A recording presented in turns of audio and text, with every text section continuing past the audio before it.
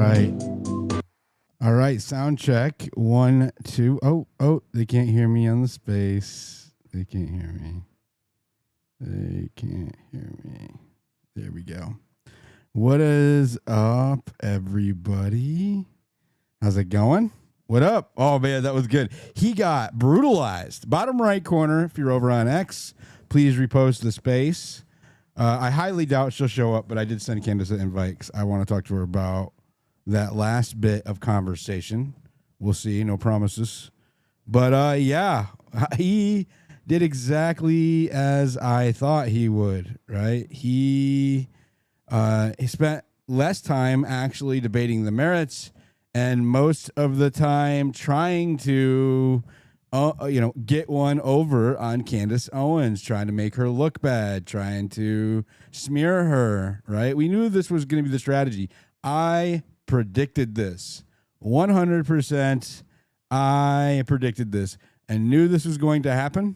I called it out, and that's exactly what happened. I can't believe they spent so much time talking about Panguitch. They are concerned about Panguitch, bro. Like, it is that's interesting. Yeah, I am with Candace. I think that that was a talking point that was fed to him because they're really concerned about that affecting the narrative for some reason. Why, I'm not so sure. The debit, they know that it doesn't have a name on it, right? The only name that's on there is the server that served him his food that night. That's the only name that's on that receipt. I have the receipt. Candace Owens doesn't have the receipt. I have sent copies to a couple of other journalists, and I have given copies to 2 attorneys, right? Because just to safeguard them. So I don't know why he was like hammering down on her. Well, it's a part of your timeline. Well, as far as I know, there's 2 eyewitnesses that 100% ID Tyler Robinson in Panguitch that day. And that's more than the 0 eyewitnesses that could 100% ID Tyler Robinson from the entirety of the FedSlop prosecution's case. Not one person, not one, could ID Tyler Robinson on September the 10th with 100% certainty. Not even his trans lover, roommate, boyfriend thing. He couldn't even ID him, right?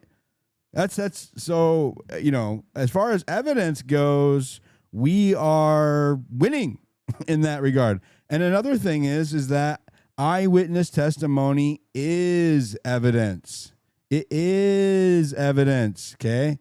It is evidence. Is it the most reliable evidence? No. It's the more corroboration that you have for that evidence, for that testimony, for that witness, the stronger the evidence gets. People are exonerated and convicted on eyewitness testimony every single day except for holidays. Every day. Holidays and weekends. Every time. Happens every day. People are exonerated, you look it up, and convicted on eyewitness testimony. So the receipt doesn't matter. The receipt is a straw man, right? He wants to talk about the receipt because he knows that it only has the last 4 of the debit card number on it. He knows that, right? But the witness ties the receipt to him, right? I said I have the receipt right here. It says 8:55 to 10:47. Does that sound, or 9:47? Does that sound about right? That sounds about right. And I rang him up too. That's what the witness said. So even though the name isn't on there, the witness visually IDs Tyler Robinson to that receipt, right? So that is good enough for court, right? The court has to weigh that evidence. The defense and the prosecution both have to weigh that evidence for credibility, right? And admissibility. And then if it meets those standards, then it has to be admitted to court. The prosecution has a constitutional mandate to include any potential exculpatory evidence with their discovery to the defendant. Otherwise, he is not getting a fair trial. right? That's where we're at. So, anyways, I would love for Terry, if you can find a minute to come up here. I've sent out some invites. Hit the request button. Would love to hear people's thoughts about the debate. I am going on YouTube as well. I'm going to start playing some clips in a minute. But yeah, let me play us some music while we're waiting. How about that?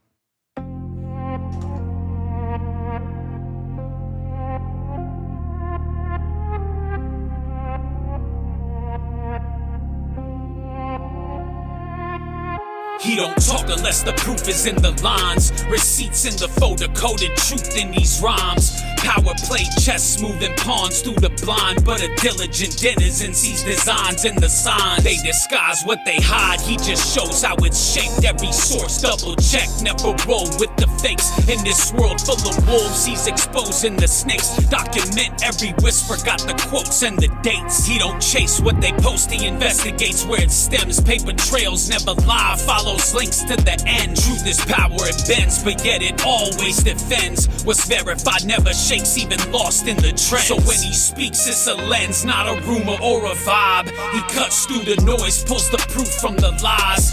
This is for the people trying to see through the disguise. Diligent denizen where the real can survive. Shout out to Unconfined for making us that song. Dude's a legend. So Alfred, I see you down there commenting, talking smack, but you won't come up and defend it on the space. I'm just curious, did your handlers tell you that you could no longer speak on my spaces? Are you afraid to defend your position? What's going on here? Just curious. Anyways, hit that request. Would love to hear your point of view. I don't want to be in an echo chamber. Down there, bottom right corner, repost the space. What up, Maze? What up, Ashley? Go ahead.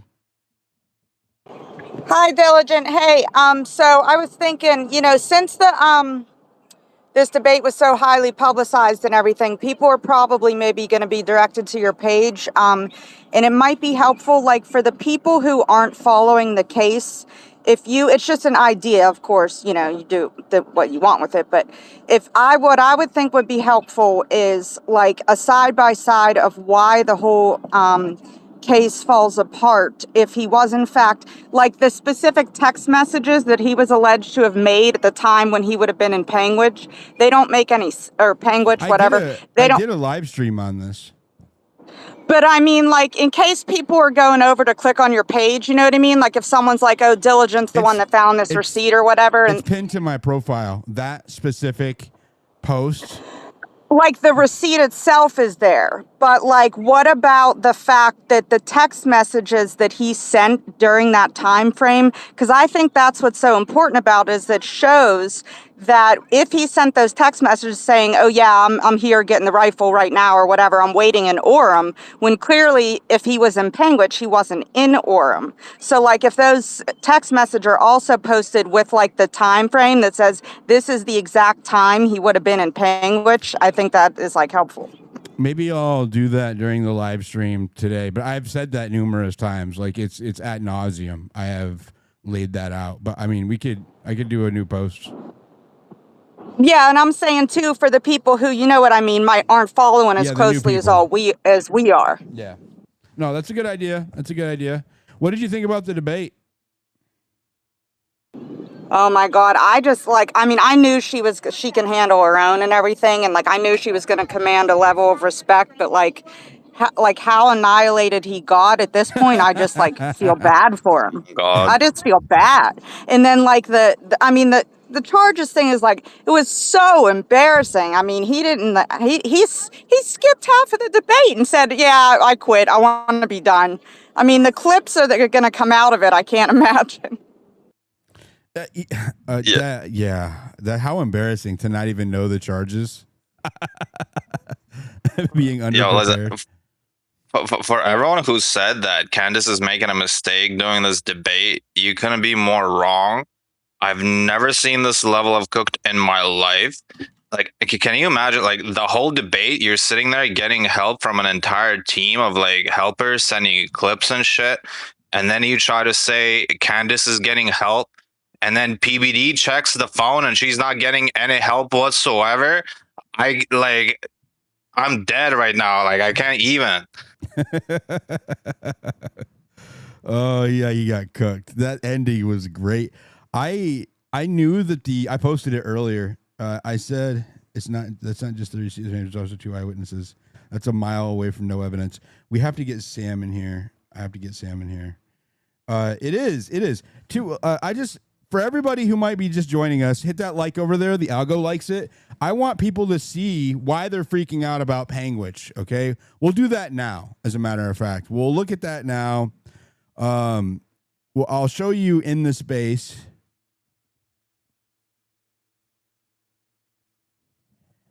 I'll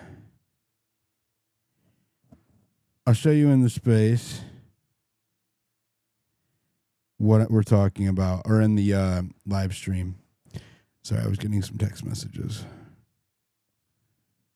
I don't know who all is going to be able to make it. Man, why is this doing this? Well, let me just do some housekeeping and have everybody to please repost the space, hit the little purple pill, make sure you repost it, send it to your DM groups and get a lot of people in here. This is like literally people were counting down, okay, the days until the minutes to listen to this debate. I was like, I couldn't even sleep last night. I was like, oh my God. Low on Anyway, X. Can you guys hear me on? Loud? Can you guys hear me Yeah. in the space? Okay. Yes. I can hear you. Can you They're hear me? saying that my sound is low on X. I don't know. Okay. Well, Yeah, I don't know what to tell you. Can't win them all. The volume is not as loud as you normally are, but we can hear you loud. I mean, it's clear. Okay. All right. From my perspective, you and Maze are about the same. Okay. You're loud as hell. Who was that? I don't even know. Oh, that's format. I'll move my mic away. My bad. No, it's okay. Here's what we'll do. I want to show you the text messages. Let me see. It would help to put your the YouTube into the Nest. It's up there. So that people. Oh, It's up there. I don't. Oh, Right? Is it okay, not? I see it. I see it. What's going on? What is going on? The sound's fine. The YouTube is on. The link is up in the Jumbotron if you're in the space and you want to hear it. Okay. We are going to look at these text messages. I want to tell you why they're freaking out about the timeline. Okay. What is I forget her name all the time. What is Baron's helper's name, Ashley? Daisy. Daisy. Thank you. I don't know why I always forget it. I'm better with faces and names is why, or avatars even. And why is it not coming up? I follow her. We follow each other. There she goes. Okay. So Daisy, God, she's got so many posts. Daisy has all of the text messages, and I want to look at them. She has all of the text messages from the trial posted on her profile. Where are they at? They're all missing. All of her posts are gone. Anyways, let me get this up here. Yeah, I mean, I can definitely, since you're running the space, I'm driving right now. I'll be home in about 5 minutes. I can definitely find them too if you want me to send something over. But I'm getting them pulled up. They're on her profile. I'm just looking. She had posted a lot, apparently. Like a lot. Oh, there we go. I got it. Okay. So Daisy posted all of the texts. Make sure you're giving her a follow. She's amazing. Her name is Researcher Daisy. She is a helper on the Real Baron podcast that he does over on YouTube. And she's good. She's really good. I really do like her work. So I want to look at these text messages for a minute. Let me pull them up close.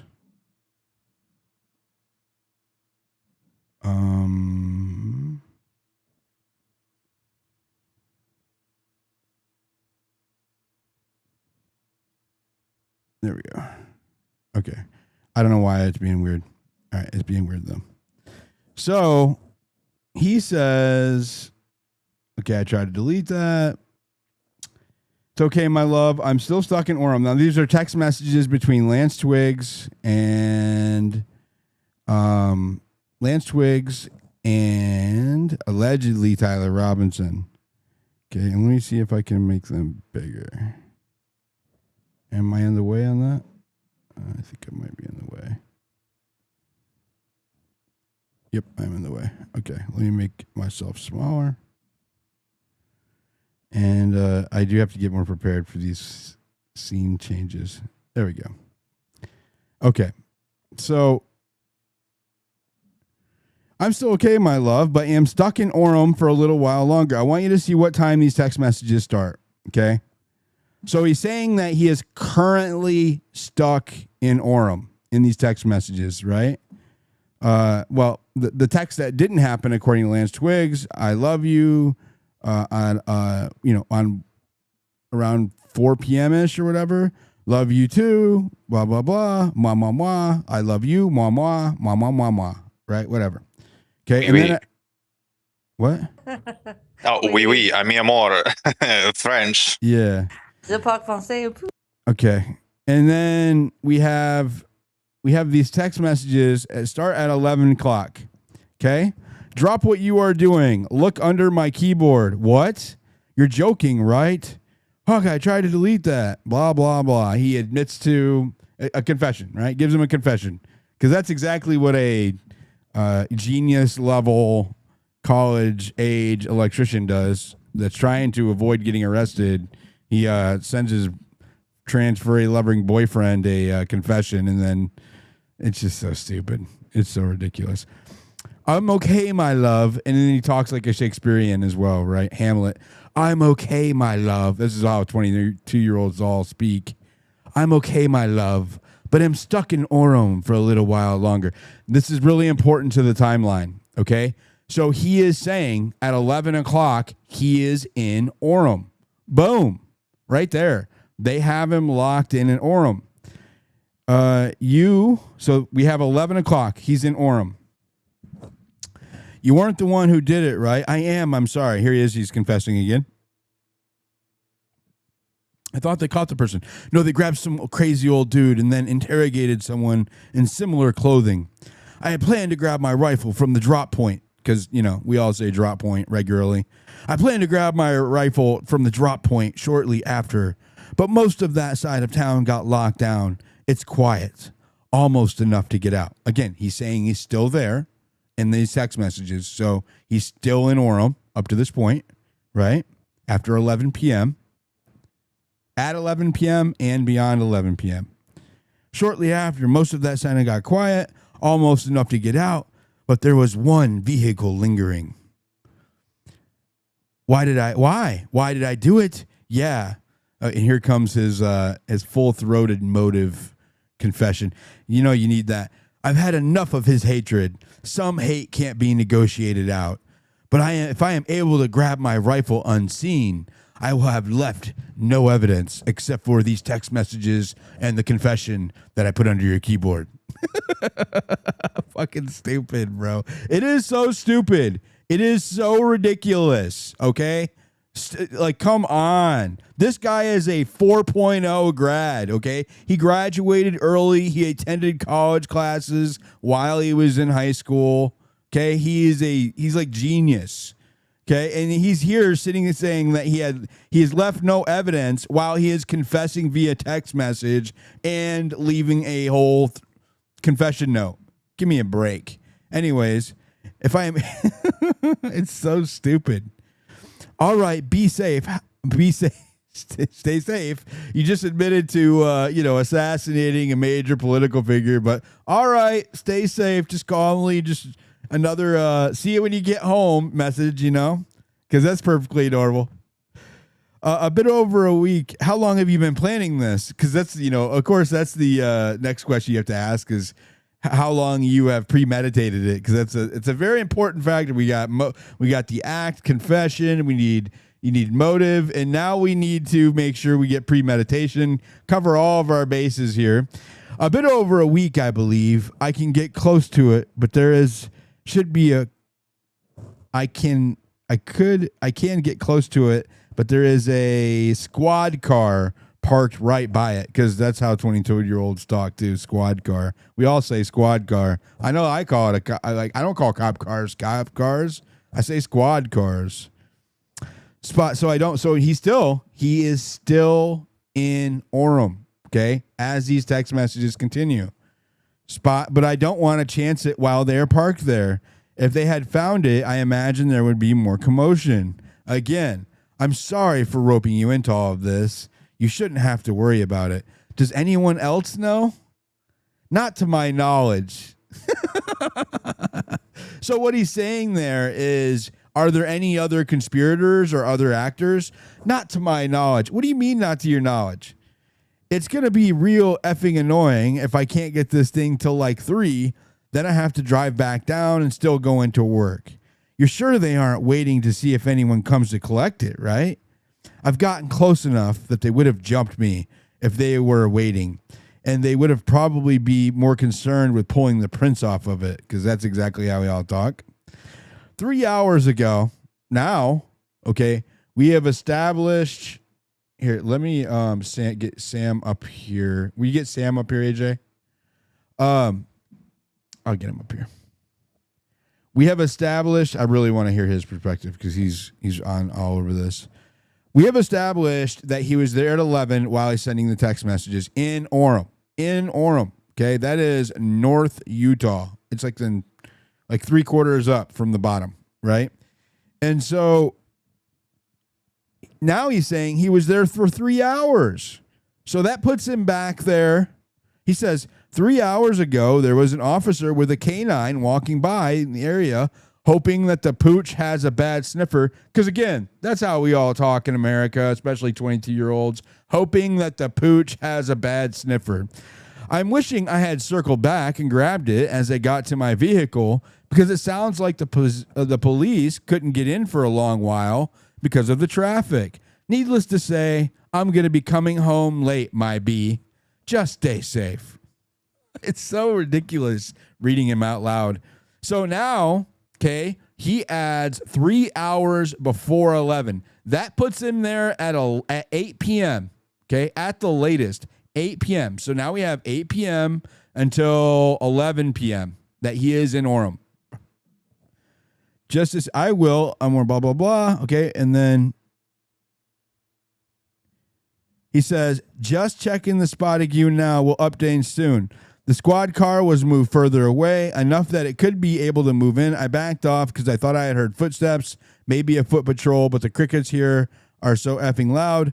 Gonna see off of the road closer to the campus is open so I can drive past and check shit out. Probably still closed off, though. Getting worried. Hard to know for sure, but I'm not finding my rifle. Could be in the wrong spot. Do you think they found it? Don't know. They haven't published anything. If they have, why did you leave it behind?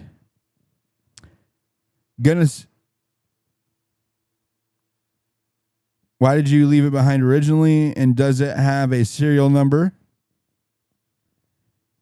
I don't know if it had a serial number, but it wouldn't trace to me. I worry about prints. I had to leave it in the bush where I changed outfits. Didn't have the ability to bring it with. And you're back at the bush? Yes, check internet, see if they found it. I don't see, so now they're tracking its movements, and again, it's after 11 p.m. I don't see anything about it being found, but if they would have released that info right away, I might have to abandon it and hope they don't find prints. How the fuck will I explain losing it to my old man? I don't know. Could you feasibly say it was stolen? Was the change of clothes there also gone, or did you bring those with you originally? Again, we're getting all the details here of how he committed this crime, right? All the details. Okay, we're not going to leave anything out. Make sure that we have a full scoped, high detail confession here. Need to leave that. Need to make sure we send that on our text messages when we're trying to not have any evidence. That's exactly how we do things. So let's make sure we get all of the details in. Okay. Only thing I left was the rifle wrapped in a towel. Oh, imagine that. Well, we had to make sure we put that towel in there. I'll bet that canine sniffed it out. That's some real top 1% in the country behavior, right? Top 1% SATs. You got the little snitching presidential. bastard. Hold on. Little snitching bastard. Replace is unlikely. I don't fully know what the gun was because it was old and shit. And Gramps did some modifying. There was a 4-digit serial number on it. God only knows who it's registered to. Hopefully some. There we go. Hopefully some deceased guy who gave it to Grandpa. Remember how I was engraving bullets? The effing messages are mostly a big meme. He's really just elaborating every little detail. He's laying it all out for us in this one text messages between 11 and midnight, right? So we know that he's here between 11 and midnight. So if I see police bulge UVU on Fox News, I might have a stroke. All right, I'm going to have to leave it. That really sucks. My old man has S memory and doesn't shoot his guns often. I act like I have it for a year or 3 and then act confused. When he asks for it, I'll say I left it at a camp out or something or some other more likely excuse. Do you need it for hunting? No, my dad wanted to use a high caliber and just notice that caliber is spelled with the British spelling. Like, we all spell caliber like our British ancestors. That's perfectly normal. For the rifle hunt, again, another thing that we say often, rifle hunts. Yeah, we use that terminology a lot over here. Not. Okay? That's another British term. Judging from today, I say that Grandpa's gun just fine. Does just fine. I don't know. I think the scope was 2K. On my way home, 3.5 hours. Delete this exchange. All right. So what this does is creates a timeline. Okay? Because he says he had been there for about an hour. And the conversation, actually he says 3 hours. Okay, so he says at 11, I'm in Orem. Then he says that he had been there for 3 hours. That puts it back at 8 p.m. Right? He also says by the end of the hour, which is a midnight, because it's 11, right? He's going to wait there until about 11. I'm sorry, midnight. So that gives us a clear timeline. We know for a fact, he says currently, that he's in Orem between the times of 11 p.m. and midnight on September the 10th. All of these text messages with all of this confessing information in it, they rest upon him being in Orem when they're sent. If he is not in Orem when these are sent, then either someone is pretending to be him. Are you guys there? Okay. Either someone is pretending to be him or these text messages are fabricated. You take your pick. If he is proven to be somewhere else. Now, why is Andrew Wilson freaking out? The text messages are half of the prosecution's case, right? They don't have a spot-on ballistics match. They don't have a positive ID of Tyler Robinson at UVU on the day of the assassination. All they really have are the text messages and the confession through Lance Twiggs. The one that got burnt, but he took a picture of miraculously, because that's something we all do. Like what? So if he is proven to be somewhere else when these texts, other than Orem, between the times of 11 p.m. and midnight, then these text messages are impeached. It means that they are no good. They're null and void. Not only are they null and void, now they have to answer, how did they get these text messages? It's not just these text messages are bullshit. It's how did the government get these text messages, right? If he's proven to be somewhere else. Now, Candace, back in January, broke a story from a tip that she got about Panguitch. about Tyler Robinson stopping into a diner in Panguitch, Utah, which is 3 hours south of, let me use a different one. 3 hours south of Orem, okay? Panguitch is 3 hours south of Orem. And that's a problem because two of the wait staff there say that they served Tyler Robinson dinner that night around 9 p.m. Okay. And that makes a big problem for them because he cannot be in Panguitch 3 hours away eating dinner and then driving back and be in Orem sending those text messages, giving the Hamlet version of his fully scoped confession to murdering Charlie Kirk at the same time, right? Unless he's a time traveler, there's Bill and Ted's Excellent Adventure, or maybe he's got a DeLorean. It's impossible to explain, right? So that is why they are freaking out. That is why they're freaking out. And I'll show you. It's this interview right here. Okay. All right. I went there the last time I was in Utah. And actually, the first time I went to Utah, which was for the initial hearing, I went and interviewed the owner of Cowboy Smokehouse. It wasn't like a formal interview, right? I just sit there and talked to him, etc. I asked him for a copy of the receipt. He told me he didn't feel like digging it out. I asked him if they had cameras there. He said they didn't have any. I asked him if any of the workers who identified Tyler Robinson were working. He said no. And so I made a report about, what my experience was like there. And he said that the camera wasn't working. I assumed that it had been removed because there was a hole in the ceiling right above where Tyler Robinson sat. There's a hole there. And later on, he said that had been removed years ago. So I didn't, that's information I didn't have when I reported it. Anyways, I ended up updating my reporting. I went there a second time and I have that full conversation. I won't make you guys listen to all of it. But there is one part two parts I want you to hear, which is that the owner tells me, right, that he has the receipt. Here we go.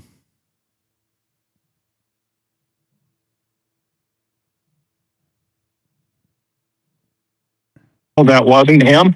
My staff thinks it is. His term was. And he told that to a 14-year-old girl that answered the phone. Okay. Yeah, I definitely will update it then. The thing is, like I told you, I told you everything we know. So we tried to be open. So this is the owner telling me what he knows about Tyler Robinson being in his restaurant, right? And it is that he doesn't think he was there, but he wasn't there that night.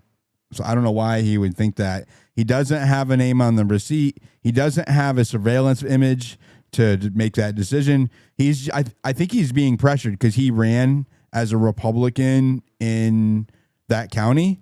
And so I think that he has to take the Fed slop narrative side because he'll probably be attacked if he doesn't.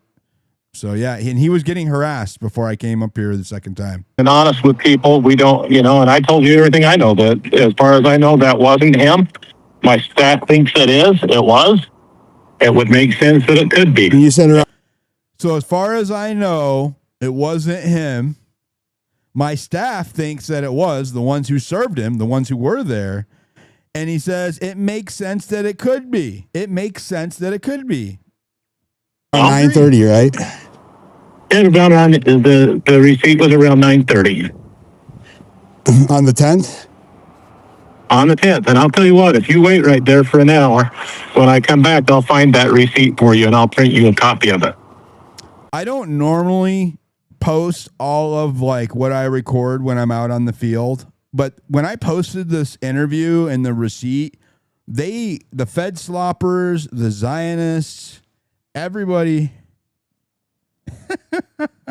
The community notes. Everybody attacked me at the same time. Oh shit. Oh shit.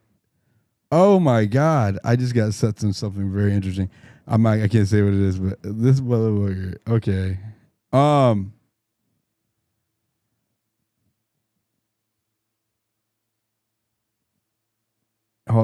trying to get Baron in here. Yay! Yeah, let me try to get Baron in here. Can I say something while you wait? Well, hold on. Let me finish. What I'm saying about this segment. So they attacked me relentlessly. They said that I made it up. That I've heard all kinds of shit. That I paid a whole restaurant to lie.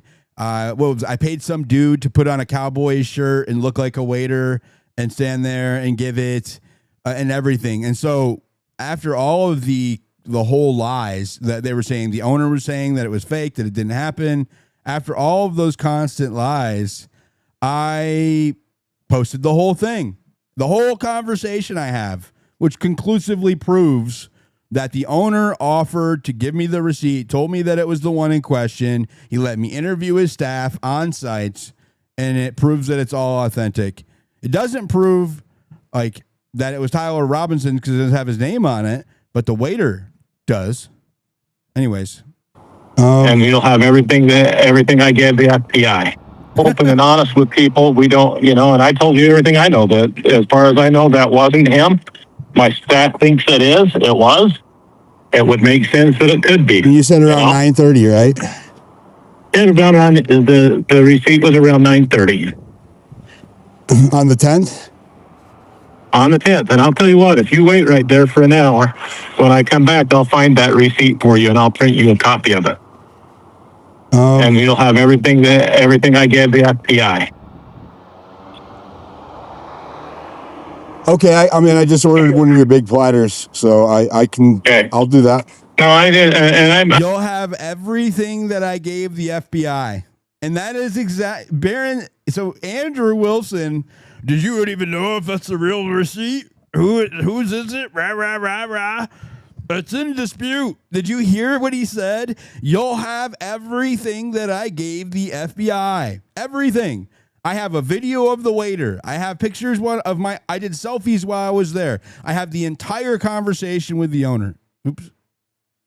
I have the entire conversation with the owner.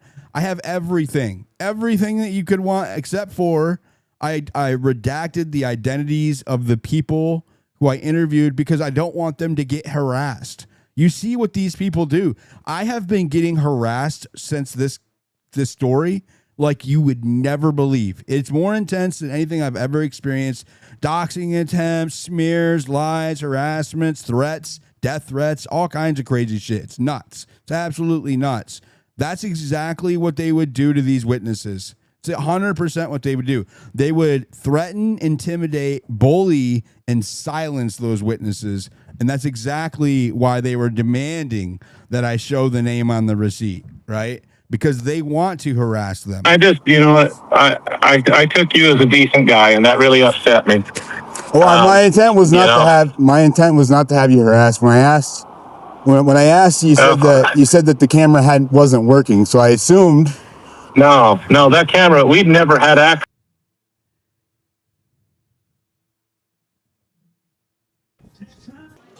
Oh, that's it? Yep, that's it. That's the owner giving me the receipt. I'm sitting at his counter, okay? He comes in, he sits down next to me, actually in the seat that Tyler Robinson sat in, and he lays the seat in front of me on the counter, and I say, that's it? He said, that's it. You can have it. You can have Really? it. Yeah, I don't care. They've not told me not to do anything with it. Really? Yeah, that's the ticket question. That's the ticket in question. Okay. Now there is no doubt about what ticket in question I have. I have the physical receipt. Still, I have it. I have sent 2 copies to 2 other journalists that I trust, and I have sent 2 copies to 2 attorneys, right? But I have the one that he handed me. So there's no dispute there. I have the ticket in question, right? Like, I don't know. What are you trying to say? You can have it. Really? Yeah, I don't care. They've not told me not to do anything with it. Really? Yeah, that's the ticket question. That's the ticket in question. Well, why is that important? Because even though it doesn't have Tyler Robinson's name on it, it just has his debit card on it. Look at it. What does it do? Remember the text messages. The text messages say that Tyler Robinson are in Orem from 11 p.m. to midnight. It conclusively, right? You could argue about the 3 hours before. You can argue about the time afterward. But the text message timeline specifically puts him in Orem from 11 p.m. to midnight, right? That's not, you can't just, it's unarguable. You can't argue against it. What this receipt does, okay, this is where the server's name is. I redacted that so she doesn't get harassed. Here's the debit card, 4 digits. I'm not publishing someone's debit card number out there for the public. Sorry, you guys. But what it does is it establishes a timeline on paper. 8:55 p.m., September the 10th, 2025. And then what time did he check out? So he checked in 8:55. Well, according to the text messages, 3 hours before, he was in Orem at 8 o'clock. Okay. And then another thing, he says 9:47. Well, if you add 3 hours to 9:47, 10:47, 11:47, 1:47, right? He would be traveling. He would either be in Panguitch or traveling back to Orem. He cannot be sending those text messages if he is 3 hours away. It's physically impossible. Physically impossible, right? It can't happen. 100% can't happen. Physically impossible. So this is why they are freaking out about the receipt. Okay. This is why it was the first thing that Andrew Wilson brought up to her today. And this is why it's the last thing Andrew Wilson brought up to her. I was surprised because I didn't think that they were going to keep talking about it.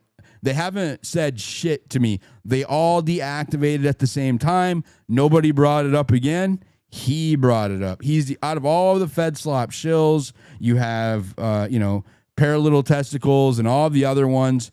All of the ones that coordinated and attacked me at the same time over this receipt, they all shut down and went quiet on it all at the same time after I posted this whole audio with the owner, right? Once I did this, they all shut up. They didn't say another word about it.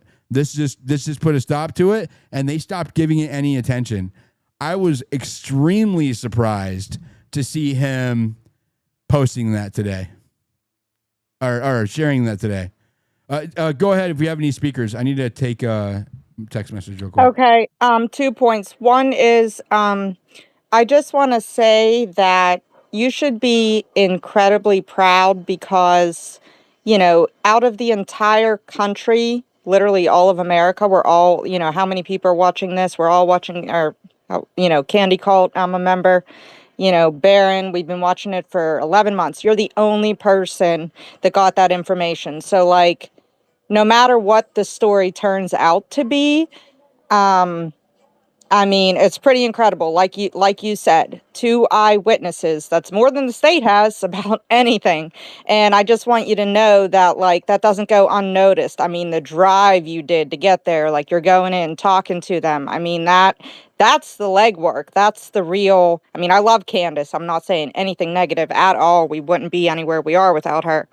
But, I do sometimes think okay, big platform, what, then I'm like, why Diligent have to go there? Why couldn't somebody, but, I know they have a small team and all that. So I'm not trying to, whatever.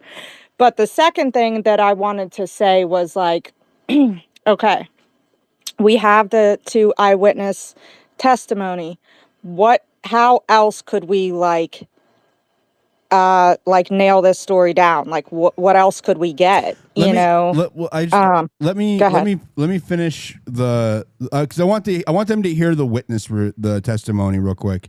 So I have the soft interview, right? Which is where so after he gives me the receipt, okay, he points out who the witness is. Again, proving that the person that I talked to is one of the waiters that served Tyler Robinson. You have the owner telling you, right here.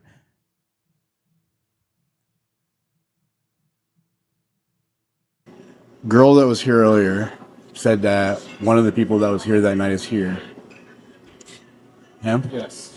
He's the one that... Do you mind if I talk to him? You can talk to him. Like I said, I said, the girl that was here earlier told me that one of the people who served him are here. He points over to this guy sitting over there, and I say, him? He says, yep, that's him. Can I talk to him? Sure. And you have nothing to hide. Would you mind... correct that on your Facebook page. Not only will I correct it, I will... Would you make a... Well, that phone call last night was irritating. And, and I had no idea. No, he was a nut job, and he screamed at a teenage girl and exploratives and all kinds of crap, and we don't deserve that. We've been totally honest and welcoming to people. That hole right there, I took that out winter of 2023 when we moved in. I'm going to correct the record on that, and I called and told other people and that camera, that white camera, is the only camera. I said that it wasn't here then, right? No, it wasn't there that night. Yeah, I said that. Patio, and I moved it in after that. Yeah, I said we that. started putting the new skin on the patio, I moved it in. And we've got a full security system coming, but we didn't have that. And, I hear you. And I don't know that this would be covered anyway. This isn't a high concern of mine. This is. Yeah, I get it. Yeah. Would you mind if I do a little video with you? Not with me. With you? I mean, I just to keep us out of. Huh? Give me a minute to think about it. Okay. Yeah, I mean, like seriously.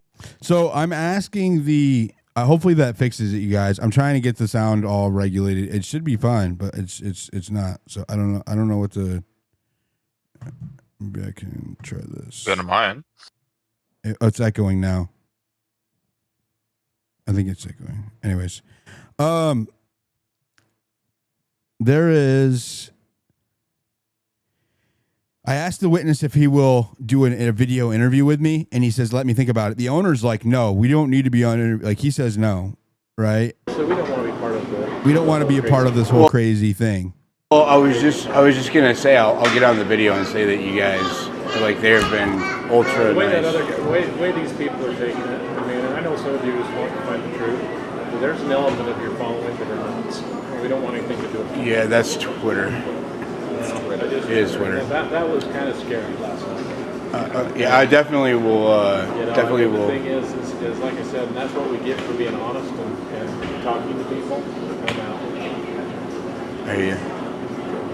Anyway. Okay, do you mind if I talk to you for a minute? Yeah, not at all. So you were the one that called in, or? Yeah, I sent the tip to Candace. You sent the tip to Candace? Yeah, because I mean, just after everything went down, just didn't sit right with me, knowing that I have that information. Yeah, and I followed Candace, and I didn't really follow Charlie all that much, but I was a fan of some of his content, and yeah, just after we didn't get any contact from the FBI, I was just like, this is weird. So how long have you lived in Panguitch? About a year and a half. Yeah, Are you familiar? So he's telling me that he called it into Candace, that he's lived here for a year and a half. Down here my whole life. Okay, so you've been His grandparents have lived in Panguitch his whole life. in and out of here your whole life. Yeah. Are you familiar with the Robinsons? No. He doesn't know the Robinsons. Never had any affiliation with them. That night when he came in, I wasn't the one who was waiting on him, but we had someone new who was taking care of him, so I was kind of just making sure everything was all right. I came over, tried to make conversation. Oh, you talked to him? Yes. And he was How certain are you it was him? 100%. 100% certain? 100%, yeah. When I I grabbed him a beer, just kind of asked how his night was going. It's short to answer. He was kind of just in his phone the whole time. He took a while to eat his meal. Once he was finished, I helped him check out, and then I had said, have a good night or whatever, and he responded, and his voice was just kind of, it was unforgettable in a way. And so what was his demeanor like? he was calm, but Quiet. yeah, he was just sitting there on his phone the whole time. I'll be right back. Let me take care of these guys. Yeah, yep, I'm good. So I did not do this to this receipt. So I get a partial soft interview with him. Right, he's just kind of telling me what happened. Then he gets busy, and then I get his boss to let me do the interview here. And I'm just playing these so that it's indisputable where the receipt came from, where the witness testimony came from, and all of that. Right, it's indisputable. So here's me trying to coerce him or talk him, not coerce, but I'm negotiating, saying I will crop your face out if you'll do this interview. What if I don't record your face? Would you be okay to that? What's the purpose? Right, just to... So that I can so I can have evidence to what you're reporting, what you're giving me. Are you going to post? I'll post it, but I won't post your face. Maybe if you take your tag off, post your shirt. I'll even show it to you before I post it.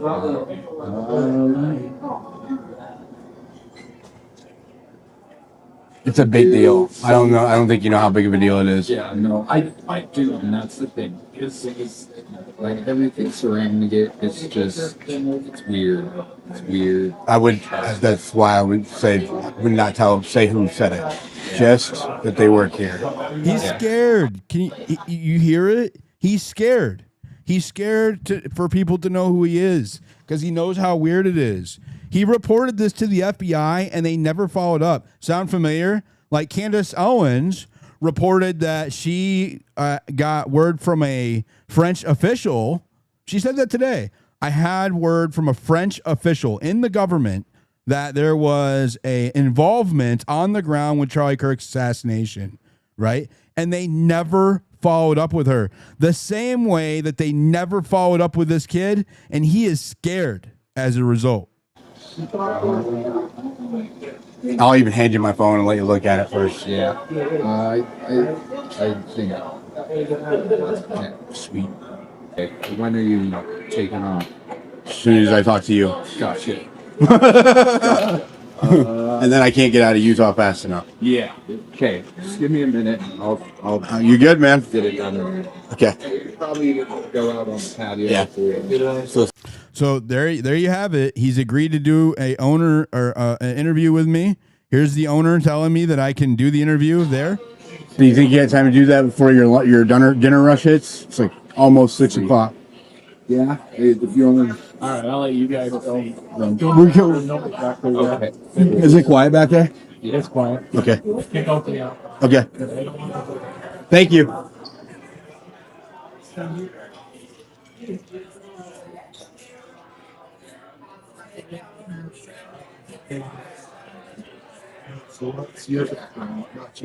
I was in school. All right, so he's agreed to do the interview, and then here's the full interview with him on camera. Okay, this place is Tyler Robinson in Panguitch when the text messages are sent, and this guy has never been interviewed by anybody institutionally, not even the media, except for me.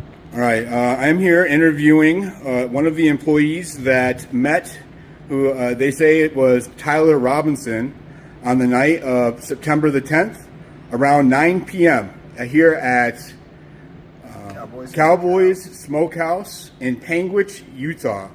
So how long have you worked at Cowboys? I've been here about a year and a half now. A year and a half now? Yep. And were you here on the night, were you working on the night of September?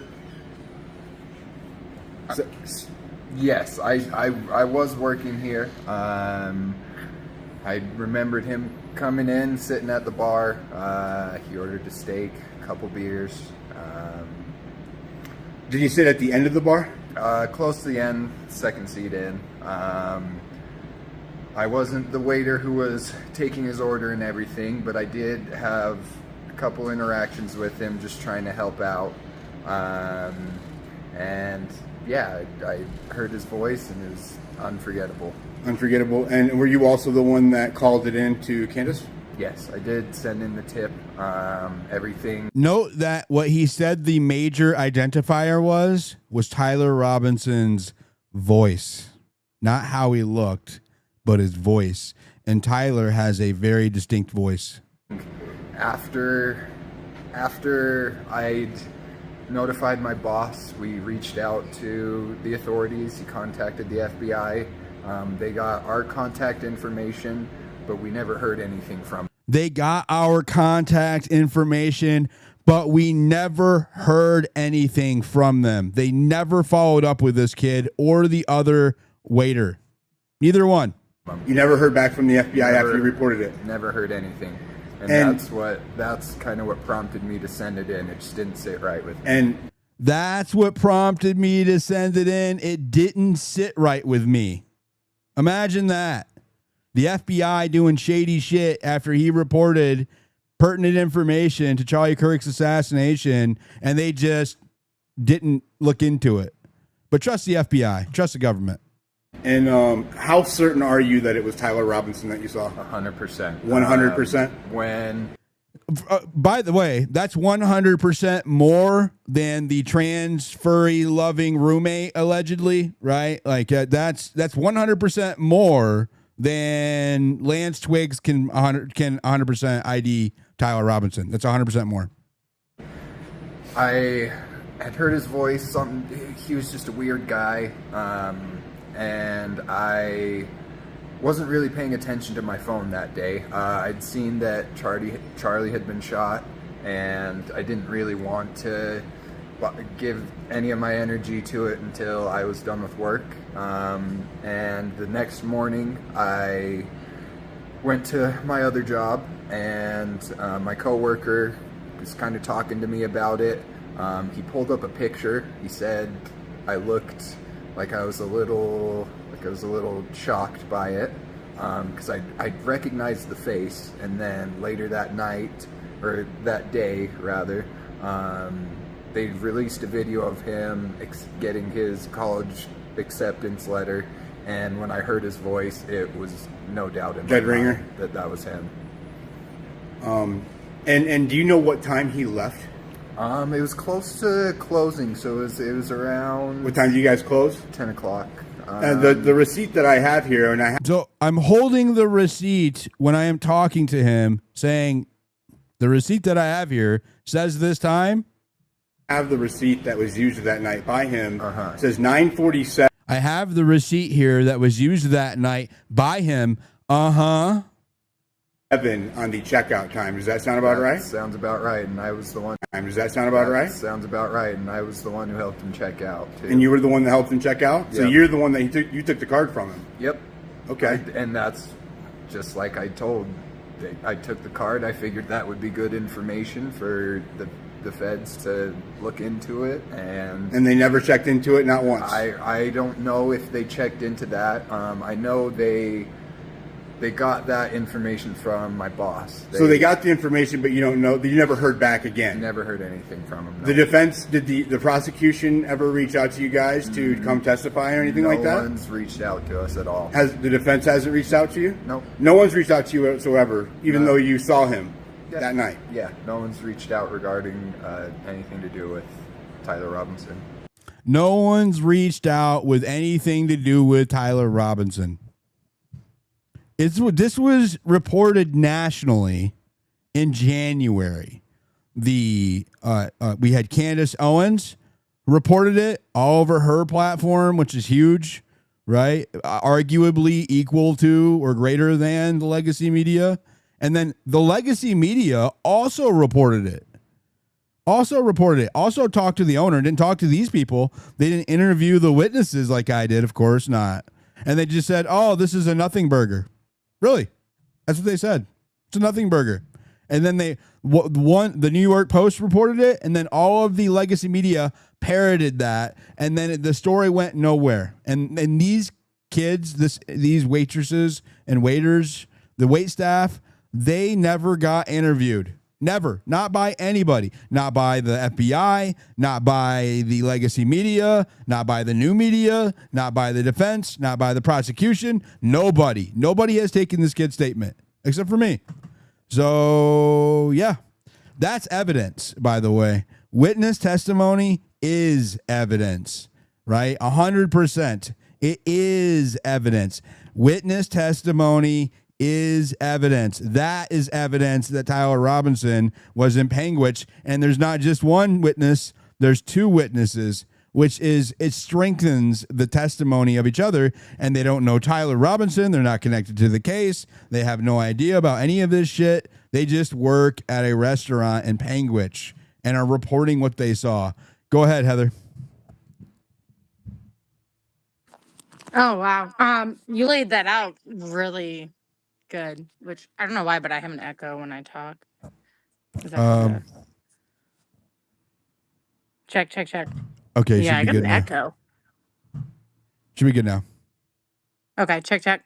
Yeah, no, I mean, I'm glad you laid out the receipt thing because as if that's not evidence enough, right? Like the two people that you interviewed, just watching the whole thing go down with Candace and Andrew was like, it's so infuriating, right? Because as someone that knew Charlie too, like it's so infuriating to watch people gloss over legitimate information, right? Like, oh, I'm already like my heart rate is racing because it's just so infuriating that it makes me wonder, like, who is Andrew Wilson, working for, right? Like what is really going to motivate somebody to get up there and listen to Candace Owens tell you to your face, right? That she gave information about that French Foreign Legion to three individuals in the government, which she name dropped. She name dropped Tulsi Gabbard's office.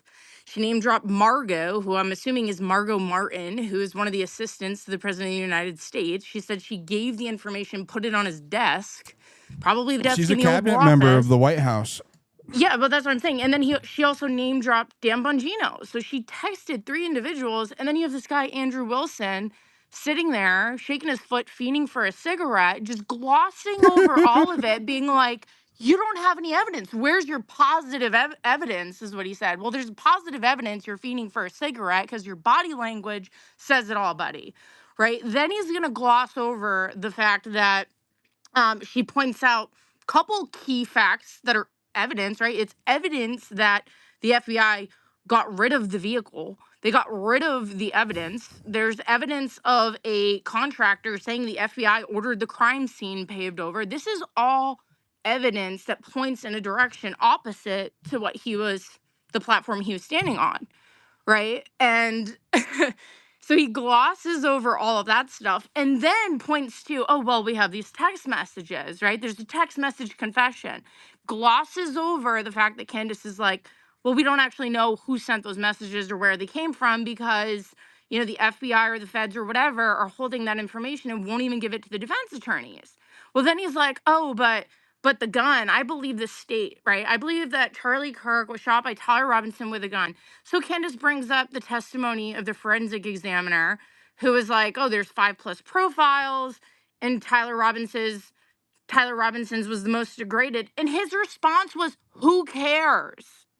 Like, I mean, just watching that whole thing was infuriating because it's one thing if you legitimately don't agree with Candace on something and you're going to argue on like the merits of a point or something to that effect. But it was very clear that Andrew Wilson was not about seeking truth. He was about trying to damage the credibility of Candace. That's all he was there she's for. seeking truth, right? And that came across so obvious, and it's infuriating for me, but it makes me so much more grateful for even people like you, Diligent, that are just doing such good work getting to the bottom of it, because we have to get justice for Charlie, like real, true justice for him. We cannot allow this to be another JFK style cover up that gets swept under the rug. Like, we cannot. We are the generation that is going to flip the script, and the cancer within the intel agencies that Charlie actively spoke out against needs to be confronted, and it needs to be eradicated. And so, good work to you guys and everybody else that has just relentlessly pursued truth. And it's just, I'm at a loss for words. And I also want to shout out Patrick Bet David, who seemed genuinely concerned and asking questions about the whole French Legion stuff. Also, it's worth noting that Candace also mentioned that as far as the bounty that was allegedly put out on her life, she handed that over to the government as well. And to this day, nobody from the government has denied anything Candace has said.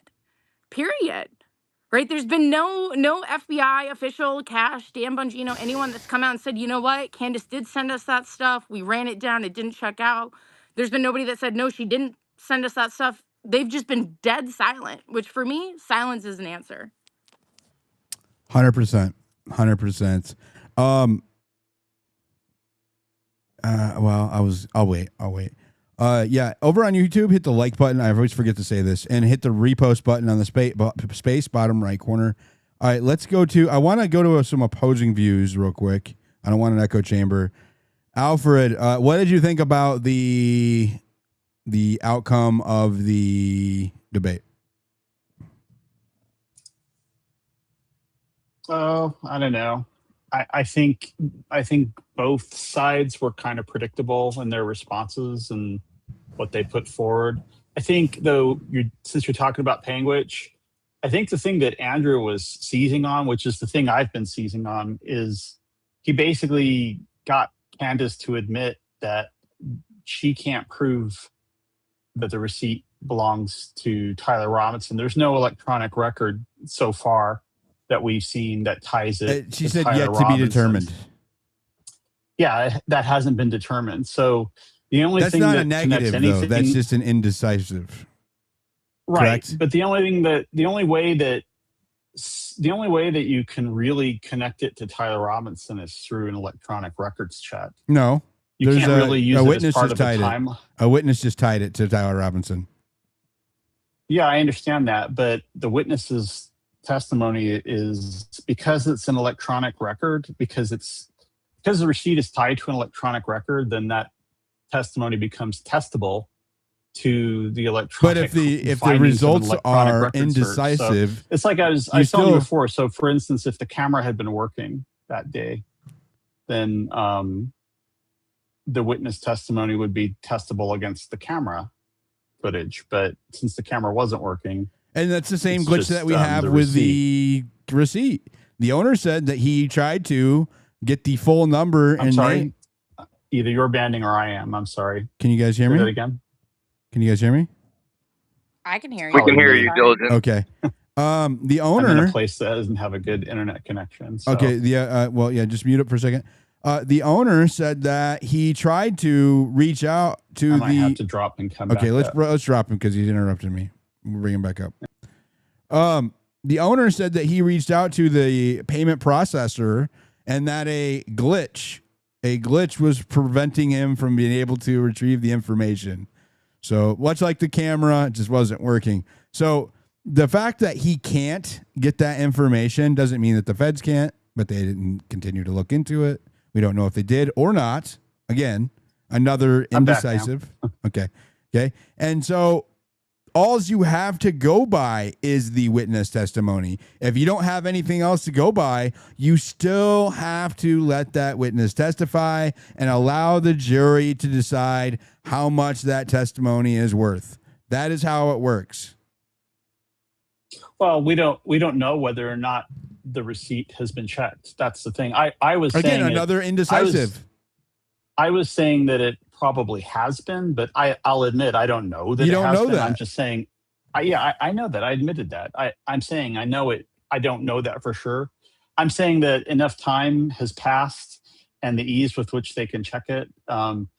It's probably been done, but we don't know that. But I'm just saying it's like, because their testimony, the worker's testimony it becomes testable against that though. So in other words, if the receipt comes back, if they do an electronic record search and the receipt comes back belonging to someone else, then the testimony of the workers is kind of, it's a nice story, but it doesn't match to anything. It's just a story that they're telling. Anybody can tell that story, but if it's the receipt doesn't back them up, then that's it. There's no reason. Anyway, there's no reason to call them in if that's the case. So if that's the case, well, really, there's no reason. The defense isn't. Nobody's really bound to bring these guys in anyway. The defense, if it's potentially exculpatory evidence, there's no stronger evidence than alibi evidence. That is why it is a priority of defenses. If you can prove that your client was somewhere else when the prosecution says they are here, then it makes it impossible for them to have committed the crime. So if they can prove that he was somewhere else, they have a duty to go investigate that at the very least. They didn't even reach out to this kid. They didn't interview him. Not a phone call. Even if it is, even if the FBI looked into it, the defense doesn't know that. They should have at least called this kid. If I can go to Panguitch based on the public reporting, they definitely could have at least called Panguitch based on the public reporting.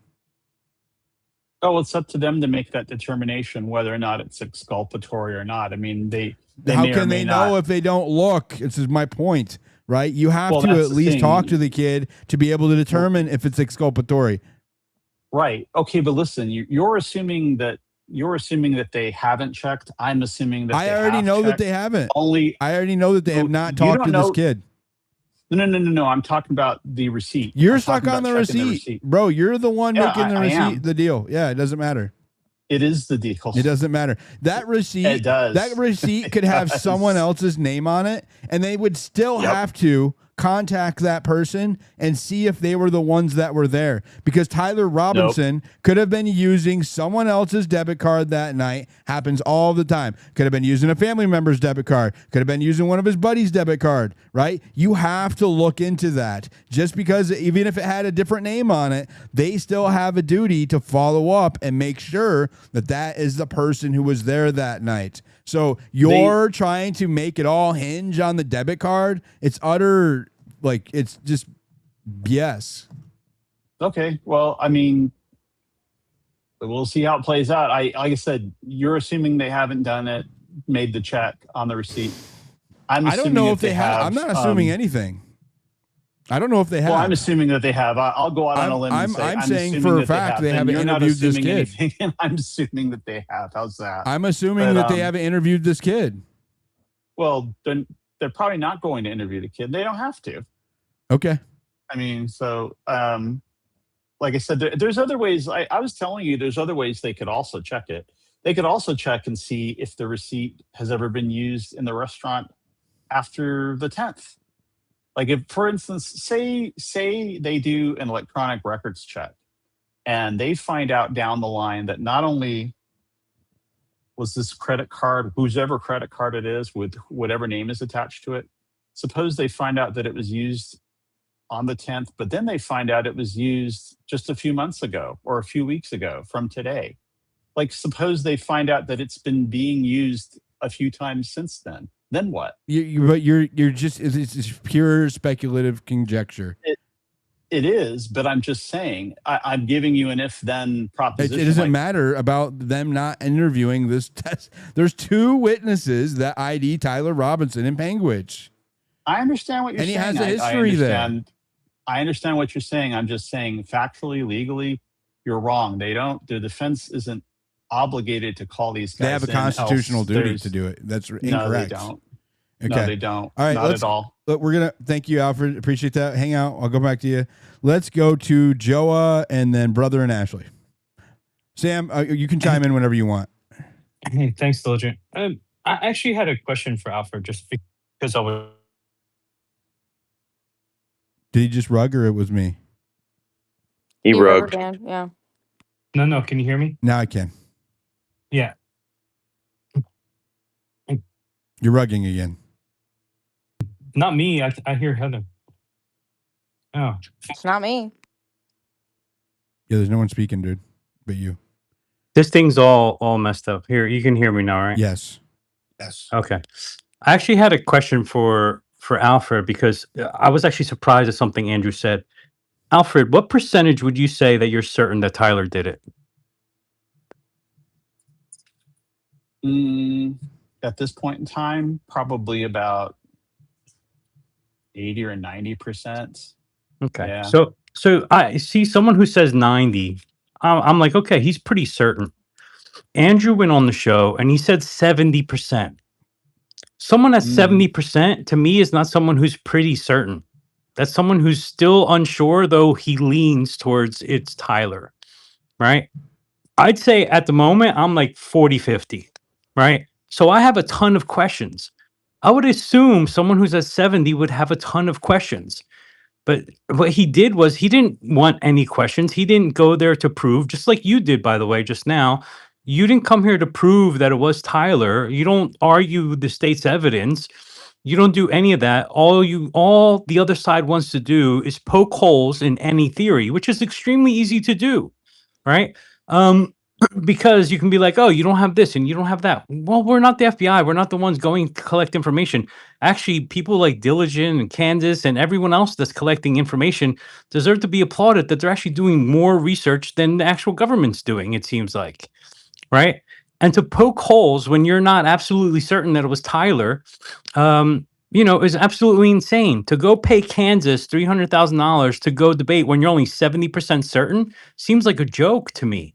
You don't really think that he paid $300,000, do you? No, I don't. That's why I posted that image that Erica Kirk wants a refund, because I think it was absolutely ridiculous that he came on and said 70%. But then with the picture with Tyler in the staircase, apparently Andrew Whistle was lovers with Tyler too, because he knows better than Twigs whether that's Tyler or not.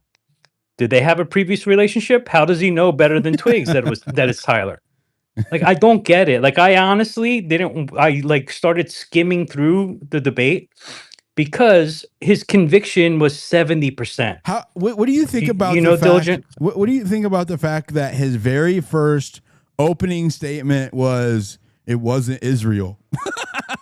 Out of all of the things that you're gonna open with and not try to lose credibility, because he said later on he's like, I'm still critical of Zionists. And I'm like, wow, bro, you spent 5 minutes at the beginning saying it wasn't Israel.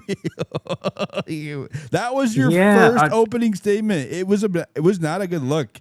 It was not a good look, if you ask me. I mean, bro. Oof. No, and that's what happens. And Kansas talked about why didn't Netanyahu come out and be like, it's not us. You put the target on your back when you first person to talk about is saying it wasn't us. No one was saying it was you. So why are you saying it's not you? That makes me think it's you. Oh, come on. I think before Kirk's blood was dried, there were people that were loudly saying it was Israel. So I think we all know that. So you don't have to. You're going to say that's not true, and we both know that's bullshit. To be fair, a month before Charlie was killed, I think it was Harrison that put out a tweet saying if Charlie turned on Israel, they were going to kill him. So we can put that out there as a piece of evidence. Yeah, well, there you go. I rest my case. There were people out there as soon as Charlie fell from the chair. This was a month before Charlie died. That tweet was a month before he was killed. Exactly. In fact, that's even better. There were people the saying was that Israel was going to. He told someone they were going to kill that he Charlie was at Kirk risk before Charlie Kirk got killed. So, yes, because he's allowed to tell someone that he's in fear of his life because of Israel. Okay, then. So what should have happened was after someone made that post on X, that should have been investigated. And we know that it wasn't, because I asked Candace on her video space. I asked on Candace's video space, Harrison Smith, who made that post, right? I asked him if the FBI had interviewed him, and they said no. Another example, right? So that's 3 people we've talked about today that had information pertaining to the assassination of Charlie Kirk that was at least credible enough to follow up on and was never looked into by the FBI. Well, I rest my case. I mean, Alfred, I rest my you case. shell. There were Andrew, Alfred, there were what is your case there were to say that? people that Let him respond. There were people that I rest my case. There were people that were saying, even before Charlie Kirk got assassinated, there were people saying that if Charlie Kirk gets assassinated, it's probably going to be Israel that does it. And then as soon as he got assassinated, no, because they slammed the table. So we have 4,000 people listening on YouTube. Oops. Charlie himself. Hold on. Mute up. We have 4 people. I'm just setting the stage for you guys. We have 4,000 people listening on YouTube. We have 600 in here. We cannot talk over each other. Period. I'll boot people off the stage if they're talking over each other. So I just want to say this. What you're saying is true. Okay. There's probably a lot of talk or rumors or threats against Charlie over time, being he was a political actor. Right. But the Israel one is important because 1 day before he was assassinated, he said he was leaving the pro-Israel cause. So if it was just Harrison Smith saying in isolation, hey, Charlie thinks that Israel is going to kill him if he leaves the cause, then that would just be, meaningless. It could be meaningless rumor, right? Just gossip. But since he said that, and then 3 weeks later, Charlie left the pro-Israel cause, and then 24 hours later, he's assassinated. That's what makes it relevant, right? That is why it needed to be followed up on, which it never was, right? And then you have Joe Kent saying that they shut down any investigation into the quote-unquote foreign nexus. There is an abundance of evidence that the federal government restrained the scope of this investigation. I understand what you're saying, and I'm not going to argue against any of that. I am answering the question: why did Israel or anyone else try to say that Israel didn't do it? And you're saying that you were kind of making it sound like that in and of itself is strange somehow that they would do. And what you're now saying, which I'm agreeing, there were people out there, and I said this, I opened with this. I said, there were people who were saying from day one that it was Israel. So that's where you're kind of getting that pushback a little bit, is because there's so many people. Yeah, but that doesn't, it shouldn't matter what. But Alfred, I brought that up. And look, the thing is for Netanyahu to come out and say it is strange. I'm sorry. Like the leader of a country to come out and comment like that on the day of, regardless if people are pointing fingers or not, there wasn't like a huge voice pointing fingers at them yet, right?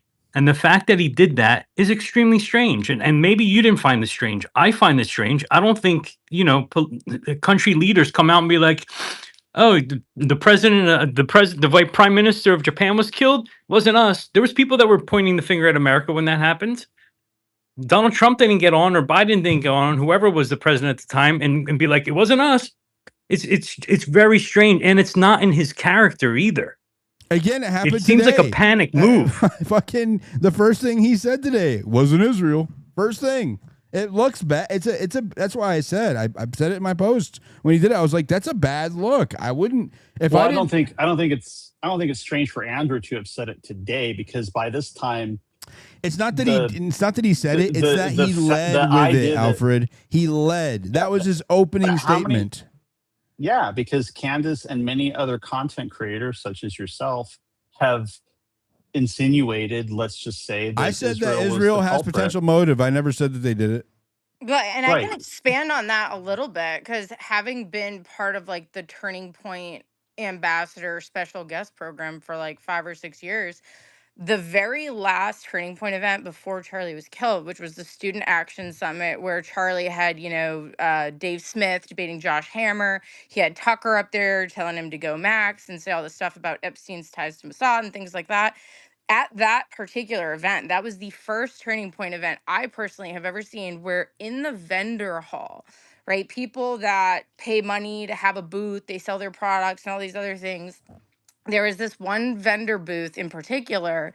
It was some like Christian and Jewish fellowship thing, and they had like a cardboard cutout of Bibi Netanyahu, and were quite literally handing out Israeli flags at an American political nonprofit, right?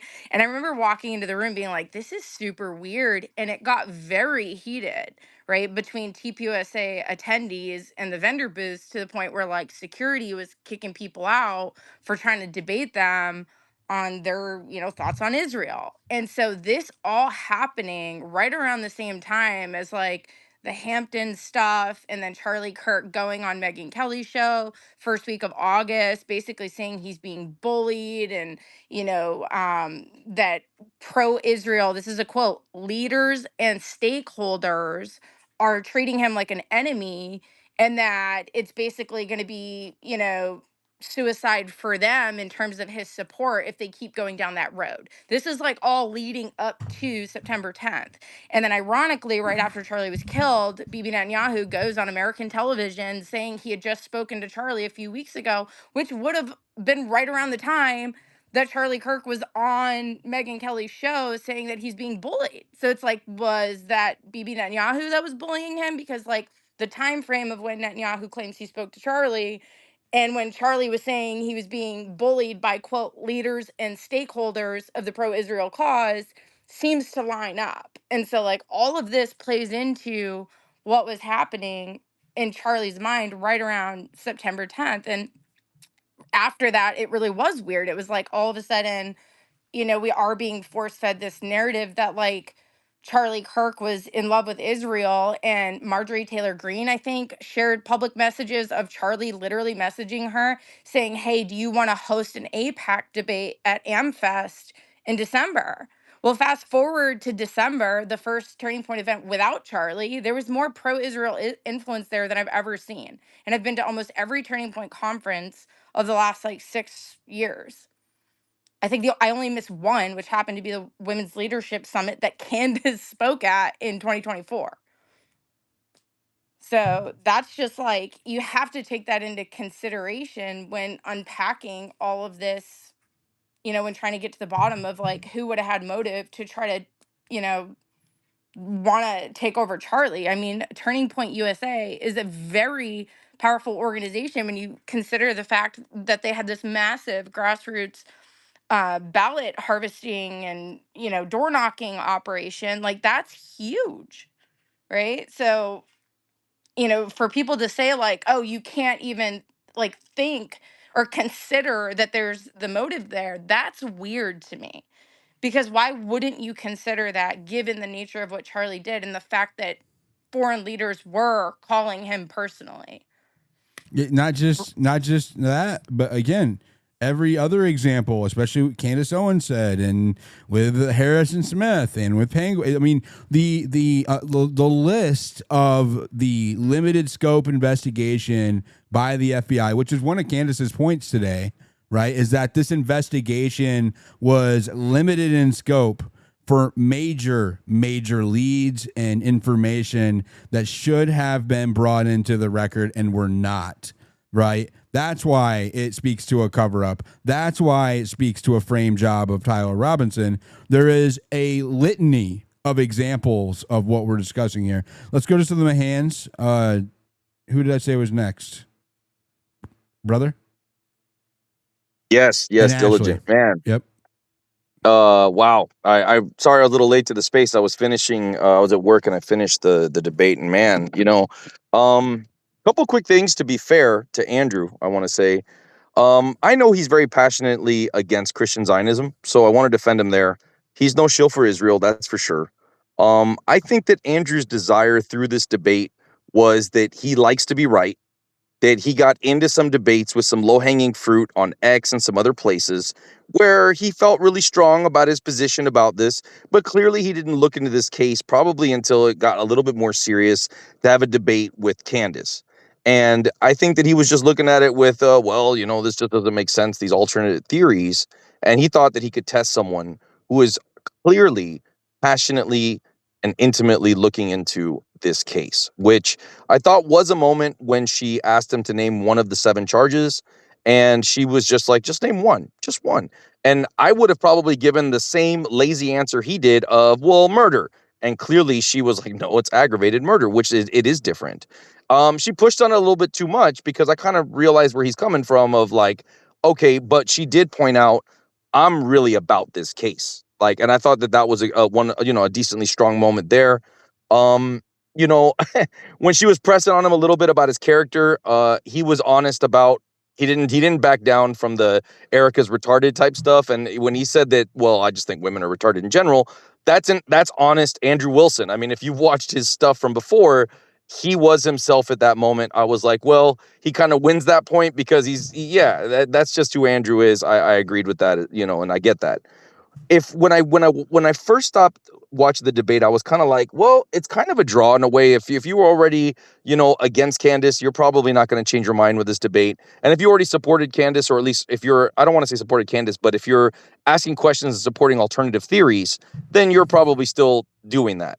However, as time goes by, if there was any victories, it has to be given to Candace in the fact that a lot of people that probably aren't having an honest conversation about this, if they watch this, they have to admit you cannot place Tyler Robinson right now at the scene of the crime. You can't place him shooting the weapon, right? Which was very well said in your previous space from a lawyer. That stuck to me. We can't put him there shooting the gun. You can't put him on the roof. You just can't. And so I think it should have been strong for anyone who's being fair to this debate to look at that and just say, look, the case that the prosecution has is not strong. You cannot just come out and definitively say him. Even Charlie, who was just brought up by Joa, said 70-80%, right? And so what that means is that people should give credit 70. to, He said 70. there should be Just to skepticism. correct you. 70% Yeah, I is thought what he he said said, not 70, 80, 80. but let's just say it was 70. But that means that, you know what? You can't blame people for asking questions. And if there's one thing that Candace has highlighted, and also our very good friend Diligent Dennison, man, I was smiling for you when they were talking about that receipt, because I was like, oh, I know exactly who they're talking about, because we know who went there and got that information, to show you how relevant that is and how important that is. That how is it possible that with two witnesses that the feds haven't looked into it and looked into other things? I mean, it's only the most high profile assassination in our lifetimes. Why wouldn't they at least send some intern to go get a comment from the waiter at the restaurant? Like, you know what I mean? So it just shows you how bad the federal government, the FBI, is doing their job in what is the most high profile assassination of our lives since JFK. And they're not taking this as serious. And if you're on Charlie's side, if you're TPUSA, if you're Charlie's family, why are you not coming out and saying there's clearly some valid questions that people are raising and calling the feds? And I mean, I can't prove that they're not doing this, but it doesn't seem like they are, and they're not doing it in public. Are you guys looking into some of these other things that people are saying? Because if I was Charlie's family, I would be asking, hey, is what these people are saying true? I just want the truth for Charlie, and I'm not even his family. So I'll just say those are just some thoughts that I had. And kudos to our friendly neighborhood citizen journalist for being a very heavy subject in that very high profile debate today. And I think that's just a testament to the work that you're doing and to keep doing what it is that you are doing. Yeah, they're trying to get me to stop doing it, but I'm not stopping. And neither are the other citizen journalists. This is decentralized. There are so many people coming at this from so many angles. It's like the Fed slop is like playing whack-a-mole, and they're just getting completely annihilated. Like they're just completely getting overran by citizen journalists exposing truth here, exposing truth there. They can't keep up with it, right? They just can't keep up with it, and they're flailing. And that's why I know, shout out to Candace. You made this post a minute ago, and dude, I've been saying this the whole time, and I 100% agree with it. She said this. There it is. Been saying this a lot on the show, and I am finally able to smile more when I reflect on Charlie. The anger and grief has transformed into something else, like he's with us somehow.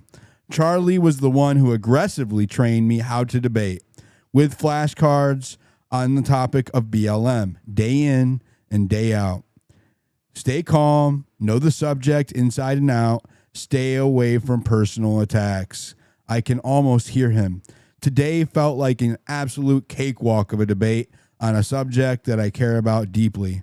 The student has become the master, Charlie. And she did. She smoked him. She absolutely smoked Andrew. Good for her. Good I will for say, her. I will say, she did call him an a-hole, but it was well deserved, and she's pregnant, so we give Wasn't her that a at free the pass. end, though? Wasn't that like at the end? During the debate, she I did mean, not. for being pregnant, she had a lot of self-control. So any women listening in the space that have ever been pregnant when your hormones are all out of balance, I honestly don't know how she made it through that without personal attacks. Yeah, she did. She Hey, did. Diligent, if I could add one quick thing, just to give a little more credit to Andrew on one thing. He did just debate Dinesh D'Souza a couple weeks ago, and he really just destroyed him on the whole subject of Israel. So there's nothing there in terms of he's not a shill for them.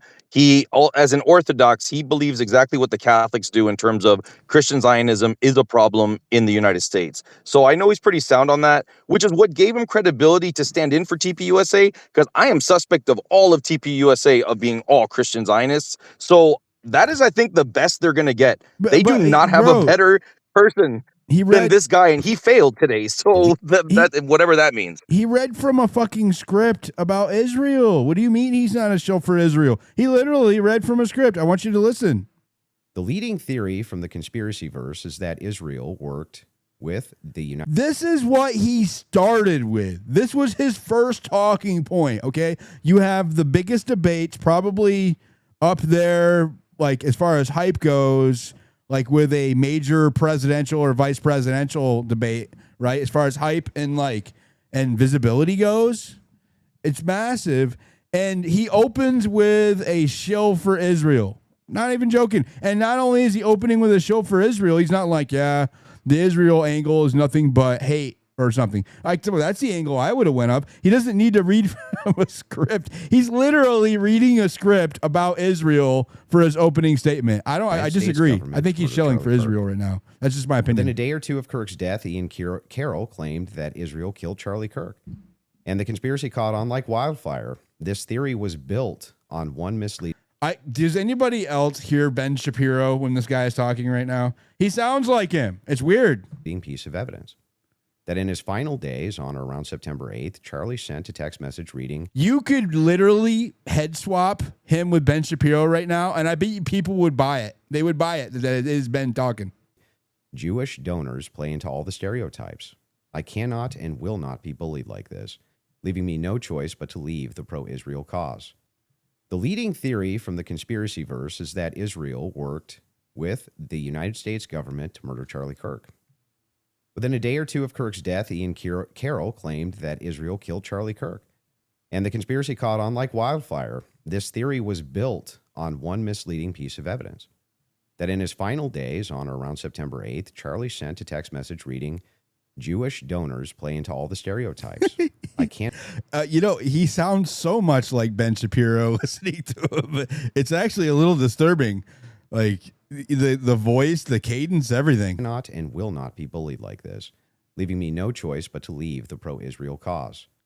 The leading theory from the conspiracy verse is the United States killed Charlie Kirk. And the conspiracy caught on like wildfire. This theory was built on one misleading piece of evidence. That in his final days on or around September 8th, Charlie sent a text message reading, Jewish donors play into all the stereotypes. I cannot and will not be bullied like this, leaving me no choice but to leave the pro-Israel cause. This is what he led with. His very first statement, reading from a script. And I don't know if there's any truth to it, but I heard that he met with Ben Shapiro just a few days ago. My question is did Ben write this for him? Because it sure sounds like Ben. Sounds like something Ben would do. Sounds like something that the pro-Israel group would do, would be to use this opportunity to do pro-Israel messaging on Candace's platform at the very first beginning where all eyes are on it, right? That sounds like Ben Shapiro, Daily Wire strategy to me. I don't know for a fact that's the truth, but I'll let you draw your own conclusions. Go ahead, Ashley, then we'll go to Godfrey.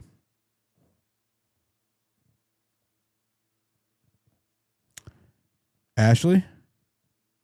Can anybody hear me? I can hear you. Godfrey. Yeah, I just had a question for Alfred, if that's okay. Alfred, do you think that that Tyler Robinson was part of a big left wing conspiracy of a bunch of leftists coordinating online to kill Charlie Kirk? You have me blocked, Godfrey. Yeah, because you're a Well, let's not. shill. Let's Because not. you're a shill. No personal attacks. Yes, can you hear me? Yeah, Sorry. hold on, Ashley. We're still talking. Alfred, you don't have to answer the question if you don't want to talk to him, but he's asking you a pretty easy question. Ashley, please mute your mic. Okay, sorry. Can you? I'm gonna mute you. Just hang out. I'll call on you. You can answer if you want to, Alfred. What was the question again, Godfrey? Yeah, I was just asking if he believes in the Tyler Robinson narrative. So does he believe in like the Jack Posobiec proclamation that a leftist killed my friend, and that Tyler Robinson is part of a vast leftist network online that's coordinating on Discord to kill Charlie Kirk and other TPUSA members? I don't know, but you have me blocked, so go fuck yourself. Yeah, I didn't think you'd be able to respond to that. Okay. You shill. Okay. Let's go to Noah and then Miss Lou. Hey, thank you guys. Thank you for the space, Diligent. I was wondering if at any point in the debate, Candace challenged the fact that how could anybody be 70 to 80% overwhelmingly sure Tyler Robinson did it based on the evidence when there's clear evidence of evidence tampering by our federal government, all of it. She alluded to the government not doing a fully scoped investigation, but I don't think she actually called out the government for being complicit. She did in a way, because she did say that the government still had the phone, right? That the Fed still had it, and that's why the defense didn't have it. That the FBI is retaining all of this majorly critical evidence still, despite the defense not having it. The defense is not blaming the prosecution. They're actually blaming the FBI. That's the point that she threw out there during the discussion. Thanks, guys. Can I make another point that I just thought of from the debate? Sure. Well, so one of the things Andrew kept pressing on her, he's like, well, where's your evidence, that TPUSA or anything like that had to do with it? And the only thing that came to mind there was that backpack that was found. And one of the women on the stand, it was basically the backpack was found on the route of the alleged shooter, right? And then it was sent off to Quantico, Virginia to be forensically analyzed. And we still don't know what the contents of that backpack was. But then the forensic examination was stopped per the request of the feds, right? It's probably why they weren't reaching out to your buddy there at the restaurant, Diligent, because they were too busy calling Quantico to say, hey, don't run down that lead. Don't do that forensic analysis on that backpack, because it apparently belonged to somebody in Charlie's detail. And when you pair that with the fact that Ben Shapiro went on his show and said somebody in Charlie's detail was giving his security play-by-play information on the way to the hospital, to me, just as an outside observer, that's concerning, right? And so when you have the forensic examiner saying there's multiple DNA profiles on all these things, from the gun to the screwdriver to whatever, and then you're like, well, why wouldn't you want to run down that backpack? And a logical question would be, is whoever that backpack belonged to, was their DNA on any of the other evidence that was found at the crime scene? And so when Andrew's like, where's your evidence? There is a possibility that whoever that backpack belonged to in Charlie's detail is actually a person of interest. And, one thing, it's a very dark thought to think, is the reason the FBI is not looking into all this stuff would be because Tyler Robinson is in fact a patsy, and there is a bigger organized crime involving our government and other actors at play. And unless you open your own mind to the possibility that that's what's happening, you're going to try to, gaslight yourself into ignoring stuff that's out of the ordinary, like a law enforcement officer calling a forensic team saying, don't test this evidence found at the crime scene, right? None of that is normal. If they had nothing to do with it, they would run down the lead anyway and be like, hey, it checked out. Whoever's backpack that was, they're not a person of interest, whatever. But they didn't do that. And so I think that's all important to take into consideration here. And there's a reason the FBI is paving over crime scenes and getting rid of evidence and stopping stuff. Like none of that is normal. I agree. Another data point of the FBI being complicit in covering this up. Go ahead, Ashley. Okay, sorry. I was watching live on YouTube and then I was getting confused because, the timing was a little bit different than the It's X okay. space. But It's okay. anyway, so this is back to Panguitch, and this is basically just a little bit of devil's advocate for our side because I do want to hold us to a higher standard than the Fed slop, even though, we don't have the resources and stuff that they do, but we have logic and reason and stuff like that. So I want to make sure we're, being as fair and honest and upfront as we can. So this is back to Panguitch about the receipt. And I mean, I don't know what information they would have about it. I don't know if it would be called metadata or whatever the hell you would get off the register or stuff like that. But we don't know whether they have that. But my first point, he wasn't laying up at a register. Okay, but I mean, I'm just saying, I don't know if the defense was given the information, if the FBI tracked that lead of how it would have been of, The only thing I know exactly what the FBI got because the owner explicitly told me that I got the same thing exactly that the FBI did, which was the receipt and the And witnesses. so then, if the FBI ran it down and then they decided it wasn't worthwhile, the but we don't defense know if they may or did may that. not have that. We don't know if they did Right, that. we don't know that. But my point is, if Tyler Robinson told them that he wasn't in Panguitch, maybe they know where he was that day or something like that, and then that could potentially be a reason why the defense wouldn't run it down, or B, that he could be guilty of another crime.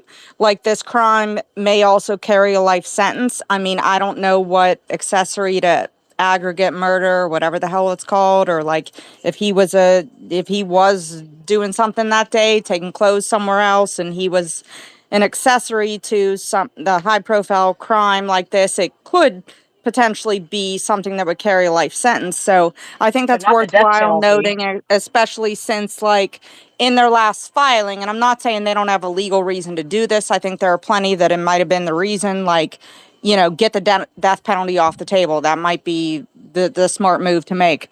But it seemed 27 pages or whatever it was very heavily focused on just getting the aggregate murder charge moved away. So if it's a case that whatever he could be guilty of carries the same sentence as whatever the aggregate murder charge carries, then that would make sense as to why they're so heavily focused on that. Because maybe the defense knows where he was and knows he did something. That's a lot of conjecture. Okay. Yeah, I'm just I'm just It's not how they saying would the strategize. reason why, two potential reasons why the defense may have not ran down the Panguitch people.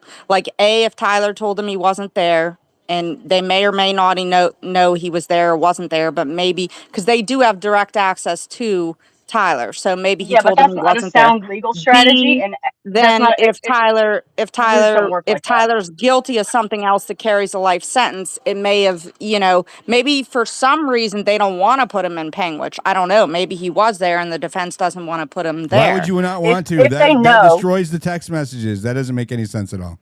yeah, if they know they have an obligation to put that out there, it doesn't make sense as far as legal strategy is concerned. The only But sense they're it would not. But they're potentially not. make is if my they didn't co-host want finish. him to be All right, accused all of right, something later where he could be guilty of a crime that also carries a That's life. not. Gotta But let my co-host ethically speak. and Stop talking legally, over her, please. Thank you. You can request again, but I couldn't mute ethically everybody. and legally, they're not allowed to do that, right? This is lawyers still have. They can't lie just because it behooves them as far as zealous advocacy ends there, right? They still have to uphold the bar, right? They can't just lie because or omit something if they know of information, good or bad, they have to put it out there. but also that legal strategy doesn't make any sense. There's a reason when it comes further along to the appeals process why they're working through getting rid of certain things at certain stages. It's a little bit more complex than kind of that I wasn't trying. I projection couldn't that hit the mute button. I had just dropped her because she kept talking over you, and I couldn't yeah, get no, it fast no, enough. it's fine. I just want it to make, just like she wants to kind of push back and make sure that we're checking ourselves. I'm just trying to explain to her like why that doesn't make sense. There's a level of legal strategy and just sense that it just wouldn't happen that way. It's just not how our system works, although it's not necessarily working the way it should in general right now. But yeah, no, they just don't operate that way.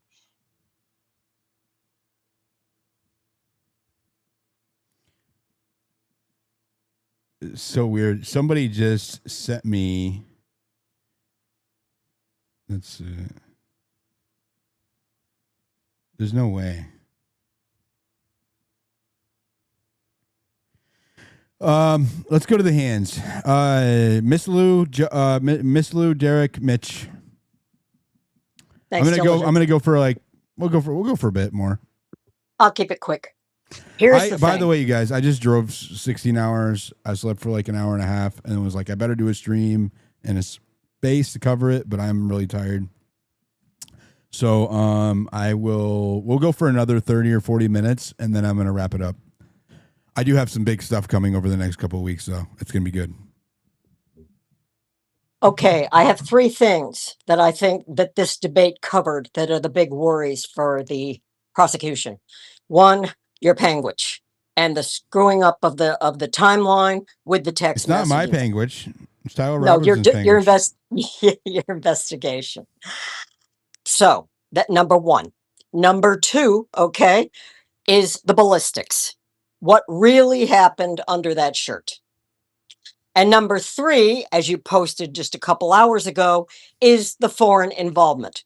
Whether Candace's hints to the ODNI, the FBI, and the White House on the French situation or Israel. Anything involving foreign involvement, I think that is a problem for them. Those three areas were brought up heavily in the debate. And so there's a reason for that. They wanted to see if Candace would trip up on those areas. Well, they bet on the wrong horse because she creamed him. Absolutely. And you know me, I'm not a Candace sycophant, but I was very impressed the way she handled this guy. And I do want to say, in light of those three areas that would go up for discovery, okay, this is never going to make it to trial. They can't afford it. They can't afford it because if this gets deep dived into discovery and they find this and more, why has the defense already declared a need for dismissal? Didn't we also go through the facts that normally a case like this, 95% go to plea out deals? And yet the defense is already asking for dismissal. So that should be a clue this early on that they feel confident that they can get this prosecution tripped up. That's all I'm saying. We'll see. We shall see. Whoever I called on next. Derek.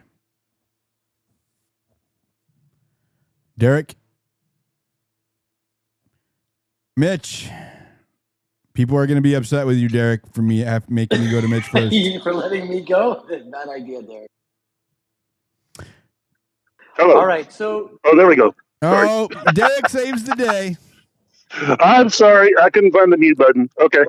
I just want to say thank you so much, Diligent Diligent, for all the. Thank you for all the work that you've done. I have to say from the outset, I was not a fan of Candace in the beginning when the information was coming out about the Egyptian planes and all that. I thought that was crazy because I didn't take any time to really do any research. But over the last 3 months, I've seen so much research that everybody's been putting into this. And I just want to say thanks to all of you for doing that on behalf of Charlie. And another thing I wanted to say is I think the thing the Fed sloppers don't seem to understand at this point is there's a colloquial saying that says you're looking for a needle in a haystack. But here's the problem with that. We're looking at a pile of needles and we're only seeing 3 pieces of hay at this point. There's too many holes to put together a full case. And I don't see why they can't see that unless they're just playing stupid. 100%. I think it's there's a confluence of motivations for them to take the positions that they are that are outside of evidence. One is tribalism. I think that's probably the number one. I would agree. The desire to be part of the group. The second one I would argue is probably ignorance of the facts, right? Like there's so much noise and they're hearing from their normal, like the Fed slot, like you have TPUSA fans and all of those people who are beholden to Trump and the administration. They're getting information that is inaccurate from trusted sources. And so they probably they're kind of being manipulated into being Fed sloppers on that point. Right. That's another one. Yes. And then are people who genuinely just don't care about the truth and are taking a position out of, whatever reason, maybe some kind of hate or need to, I don't know. But there's a lot of them that are getting paid too. Obvious. That's obvious. Even him. Oh, absolutely. Absolutely. And that's why I wanted to speak up, is because, like I said, in the beginning, I was totally against all of the things that Candace was bringing up. And I was humbled when I started to really listen to it. And I'm hoping there's other people out there like me that when they start really looking at the evidence, that they say, wait a minute, I missed something, because all the narrative from people like Steven Crowder, who I was following at the time, which was leading me to all of these positions. He's pretty good manipulator that way, unfortunately. But now you're awake to it, right? Right. Oh, absolutely. 100%. And, one thing that I didn't even really see before, and, this is just me putting something out there, and I don't know if anybody's going to agree with me, but I've kind of felt like from the beginning, like maybe this sacrifice, part of it was Israel, but part of it is they know that they're losing the Republican Party. There's a split that's happening. And so they understand that if somebody large within the community ends up getting assassinated, that basically tries to culminate and bring the things back together. Blake Smith basically said the same thing. This was supposed to bring everybody back together, but Candace ruined it. Exactly. Yes. and I couldn't believe he even said that. I think one thing too that people should also think about, right? Whether or not, like hypothetically, let's say Israel had nothing to do with like the actual assassination. There's a very real Hypothetically. there's a very real Israeli influence in Turning Point. I saw it firsthand. Some of the very influencers that are part of their special guest program were literally doing a roundtable event with Bibi Netanyahu. It was filmed in the weeks after he was killed on how to win the propaganda war in America. These were influencers that were a part of Turning Point. And so when you combine that with some of the donor money, like the Jewish donors that were trying to convince Charlie who he should have as speakers at his own event, that right there, apart from what actually happened to Charlie, that is a problem because this is an American political organization that has an arm that's a 501c4, the TP Action, that actually goes out and does like political election work, right? So if we're allowing foreign influence, whether it's Israel, China, any other country, has no business being involved with an organization like Turning Point that has actual ballot chasing arms. That's called foreign election interference. Oh, like APAC? Yeah, well, I feel I Wait, like sure. I hate to say it, but it's almost like TPUSA is the new APAC. Great. That sounds wonderful.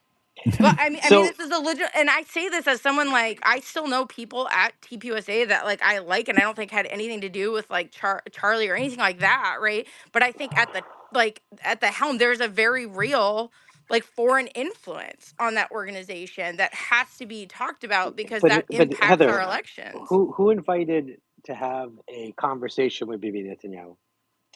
Charlie Kirk, right? It's an organization that's supportive of Israel, not necessarily any specific government, but supportive of Israel, supportive of Jews, and that they would reach out and say, how can we have a conversation with this individual for our speakers is pretty rational. I mean, there's a Korean branch, there's a UK branch, there's many branches to TPUSA, even though it is mainly focused in the US. It has an election aspect to it, but it has many parts to what is TPUSA.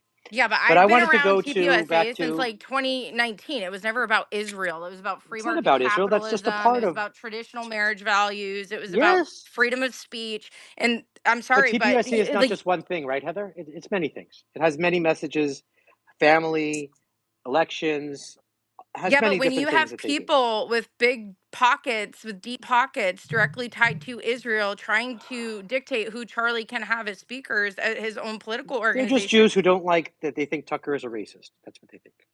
Well, they They thought didn't want a Charlie was donation. too. So there was a guy named Benjamin Dominic. If you look at his tweet from 2023, he literally Right. said, if TPUSA continues with Charlie at the helm, it's an organization of anti Semitism. He Okay. contributes to the Daily Wire. A person with an opinion who I personally think is wrong. I have my opinion. Whoever this Benjamin guy has his opinion.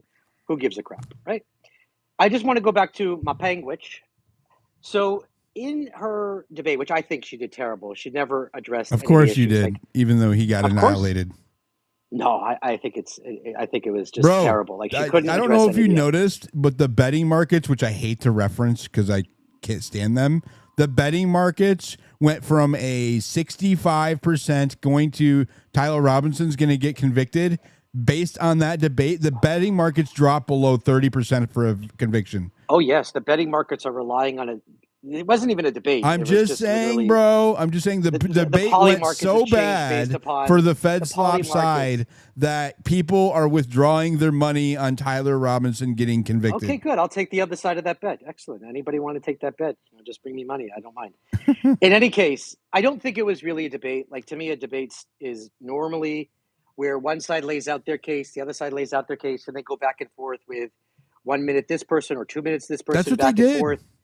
No. This was both of them sort of flexing on each other, and I No, perceive it they as laid out their claims at the beginning. Man, are you allowing me? But Let me hold on, just finish my but point. because you're inaccurate, because they laid their claims out at the beginning. It's not inaccurate. This is my opinion. It's not an inaccuracy. Okay, fine. Right? Go ahead. I perceive them as both, speaking to their own audiences, not really debating each other and talking past each other for the most part. He has an audience. But, when it came to Candace, she was saying like the DNA evidence, they did not test Lance Twiggs for the gun. That is not true. The testimony is they tested, yes, and his DNA is not on the gun, but his DNA is on the Dremel and the blanket or towel. But so I don't think she has a full. I think a lot of you have a better handle on what the evidence is. But one of the things that I wanted to ask is because, and I'll just quote the tweet that she has. This is from July 18th, and this is about the receipt. She said the owner then checked the server's claim by pulling the receipt and discovered that at the very least, someone with the name of Tyler Robinson had paid with his credit debit card. Now, in the debate, she made clear that you were the source of this receipt for her. She doesn't have a copy of it, but she's seen a picture of it or seen it from you. And your claim is that it does not have his name in it. So I think it's now reasonable to ask either you or her to clarify, is a name on there? Is that name Tyler Robinson? Or it is not, because you have blanked it out. And if it's about protecting identity, there is no reason to protect the identity of someone accused of a crime if this exonerates him from your perspective. So will you now uncover the name of the person who had the credit card and what apparently is only 4 numbers, does not provide the whole credit Well, card? I never said that the her name. claim is that you're the source, and her tweet makes clear that from her perspective, the name Tyler Robinson is on the receipt. What is the truth? She never said that, and she didn't say that today, I'll and she read it didn't say again. that before.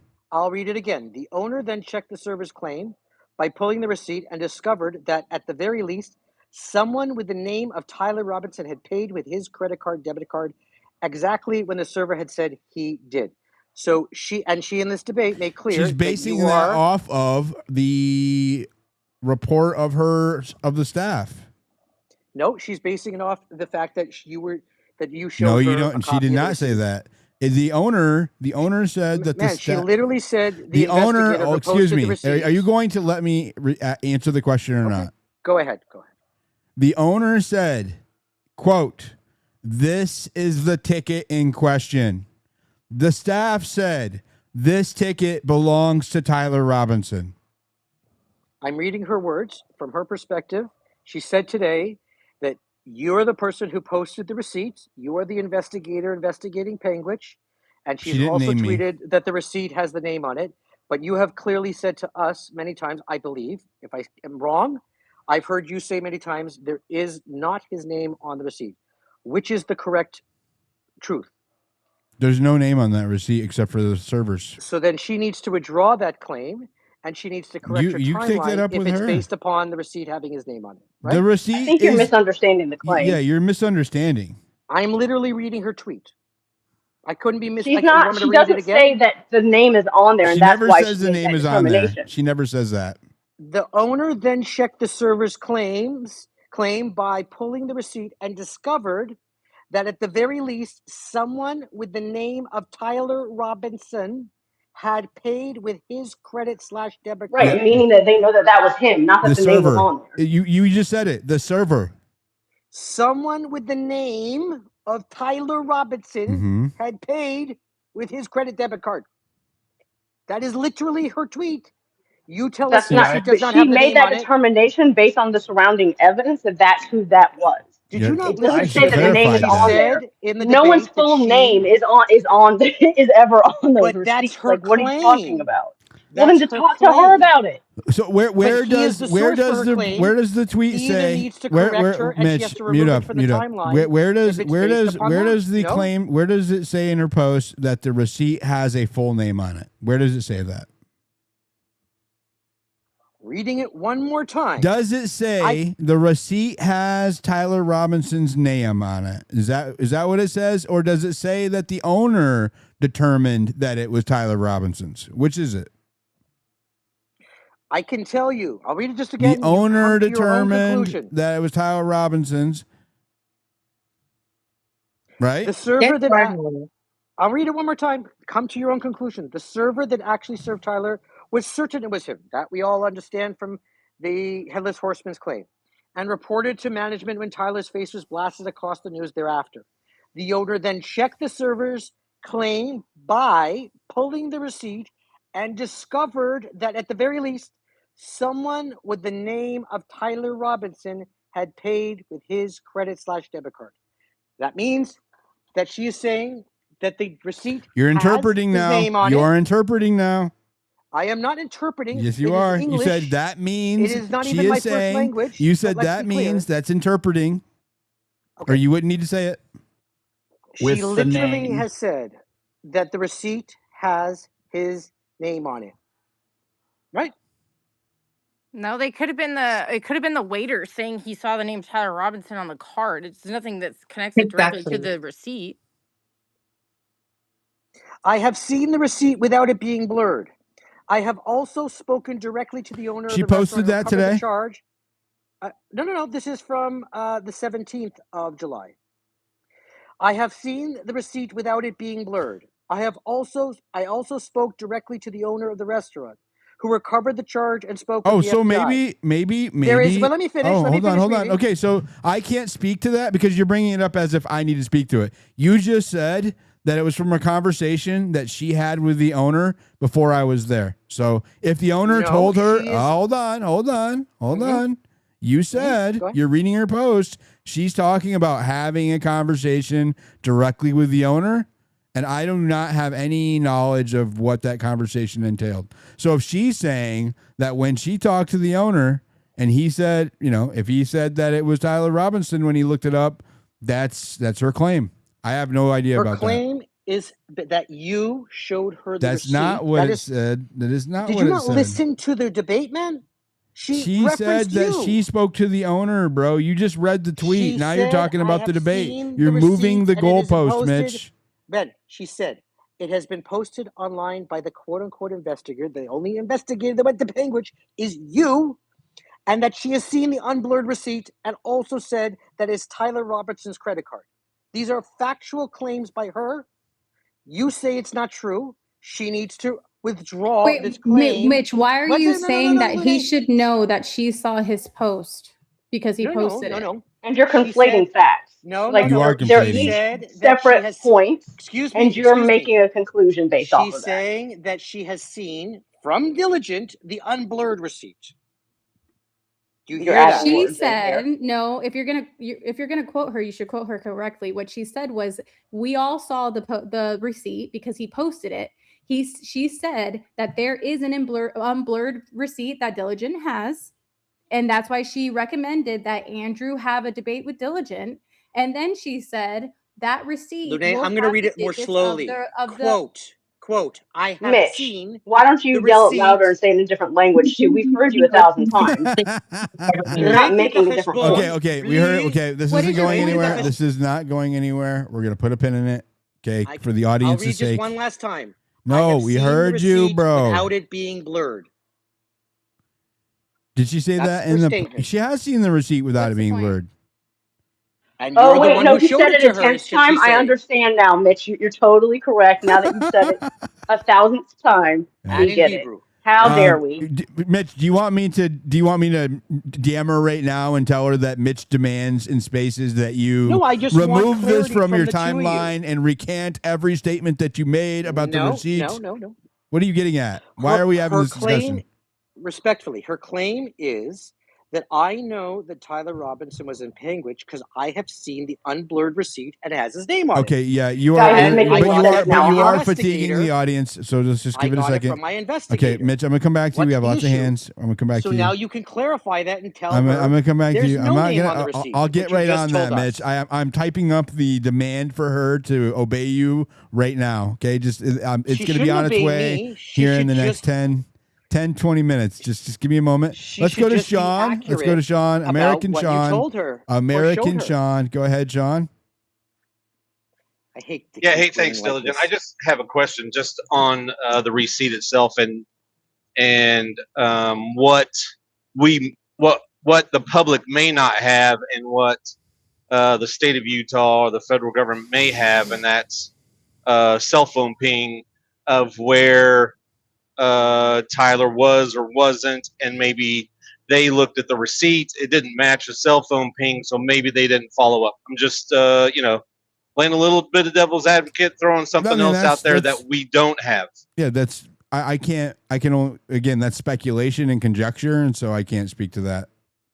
All we know for a fact is that the government did not interview these witnesses. That's what we know. We have evidence of that. We don't have evidence of anything else. So yeah, that's a plausible explanation. Maybe that might be an excuse that they use if this gets brought up in court, because that question is going to be raised. It would be nice if a lot of the critics spent as much time on the broken glass as they do the receipt, because nobody seems to want to talk about the photo of the broken glass. Nobody's explaining where it What came broken from, glass? how What it broken got glass? there. I mean, I just like, it's wild seeing everyone just Heather, what hyperfixate on the broken glass? receipt. What broken Classic glass? Mitch. What broken glass? Wow. No, he doesn't want to talk about evidence, period, Heather. That's the problem. I Even if the only talk receipt, about evidence. even if the receipt is false, even if these people gave a false statement, okay, or they were mistaken identity, it doesn't change anything about the case. And you don't spend any of your time. Can you prove that the bullet was fired from the gun? No. Can you prove that it is a 30-06 bullet? No. Can you prove that Tyler Robinson was the last one to fire the gun? No, it actually proves otherwise. Mitch is Can you so prove that he was on the unpopular on roof? YouTube. I think that they would pay to remove you from everything the you just space. said, the If I evidence is to said, the if I opposite, said, Joanne. if I Every said a single goal thing, was like the evidence is 500 What do you mean is the opposite? to remove Mitch. Mitch, they would definitely probably do it. You should 100%. definitely do it. Bro, I'm not going to, but it's just funny. yeah, please tip. Don't tip- forget they tip didn't They prove hate that you, he was Mitch. even on the They campus. really hate you.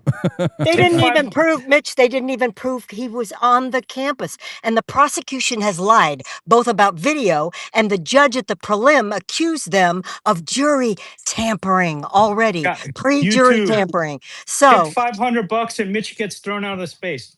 Oh my well, gosh. no, here's the thing. This is Not only never that, going to get, this is never going to get to trial. It's too risky for the state. They'll be pulled apart. The chat's going nuts over on YouTube. It's actually kind of funny to watch. Miss Lou, they had a just said finding that though. it It's was the stronger than opposite. accusing, right? Miss Lou, there was an actual finding. of their actions. Well, they do That's, have him and placed that's on the huge. campus in a variety of ways. I don't know how Can you I say can that. I finish my thing? How Mitch, you much? said Hold it was on, the hold on. opposite. Let's I can point to let's 5 answer the different things that premise of the place him on the question brought up campus. by the other individual. What cell phone data has been presented to us showing that he was even in Orem that day? Anybody? No? We do not have None. the metadata put before the Oh, evidence at the zero. moment. Zero cell phone data has been presented to prove his whereabouts on September the 10th at all. And Cellbrite pulls location, by the way. I confirm that. But we do have a number of identifiers for Hey, him on the Mitch, campus. can you That's ask it. your buddies back home if they Wait, can you hear me? Can have you hear me? the location data of Can you hear me? of Diligent, can you hear me? I can Yeah, do they have the Cellbrite Mitch, I'm asking you a export? question. Can you message your 8200 buddies Diligent, can at you hear home? me? I had to change from Wi-Fi to cell. Can you hear me? I can hear you. He can't hear us. Okay, I'll drop you. Unfortunately. Thanks. Oh, we heard that. I just dropped you to bring you back up. Anyways, while we're waiting, let's take a break from Mitch while he's transitioning there. Metaphorically. Maya, go ahead, and then we'll go to Katie. Okay, hi guys.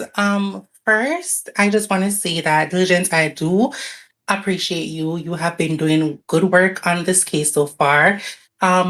People who don't know you, they're gonna say that you're a propagandist or whatever their talking point is, but you have actually done good faith in this, and I do think that you are doing good faith in the investigation. And when you went to Panguitch and when you interviewed the server that took Tyler Robinson's order, I believe. So I do actually believe in you first. It was Second, just to clarify, it was the server that helped him pay his bill. It wasn't actually the waiter that served him the entire time. Okay, thank you for that. With the debate with Candace and Andrew, I think it's my opinion that Andrew had already lost when he said that he believes Tyler is guilty, or it's 75 to 85%, because you're saying that it's overwhelming evidence. Overwhelming evidence means that you should be 100% confident that this is the fact of the case. You shouldn't be like 75 to 85. If he said like 95, I would say, okay, I think he's pretty confident, but that's literally low, and that is reasonable doubt in my opinion. Third, when they attacked you about the Panguitch receipt, I do believe that you have the receipt unredacted. You didn't have to post it, because why are you doing more work than the prosecution? I don't think that's your job to post it. Why are they pushing you to post it? The trial isn't even announced yet, so why are they putting so much pressure on you? It's already posted. If you It's because it is a significant threat to their case if it comes out to be true. Right, and I don't want We're you still to waiting for you to post it. Post what? And I don't want him to post it, honestly, The because interview's it's up not his there. job to. What do you mean? The unredacted to the show whether it person has the Tyler's person name I'm not on it or doxing does not anybody, have so his you name can on just move on from that. I'm not doxing anybody. Yeah, we're moving on from that. Good idea. Yep. But you Right, can move but I on think from if that you part, but it doesn't matter. The witness says the receipt belonged to Tyler Robinson 100%.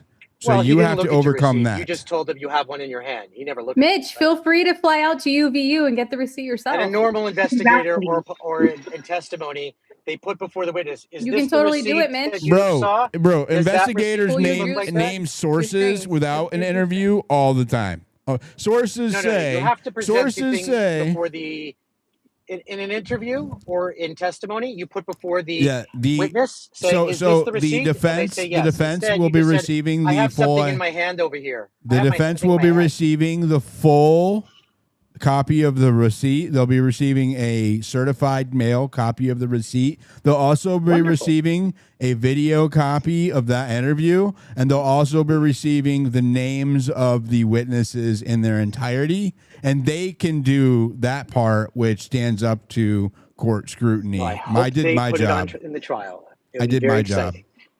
But in terms of placing it, someone said, I don't know if it was Miss Lou or Heather, that we have nothing placing him on the campus. But we have many things. We have, number one, a screwdriver on the roof with his DNA. And Number 5 two, other people's.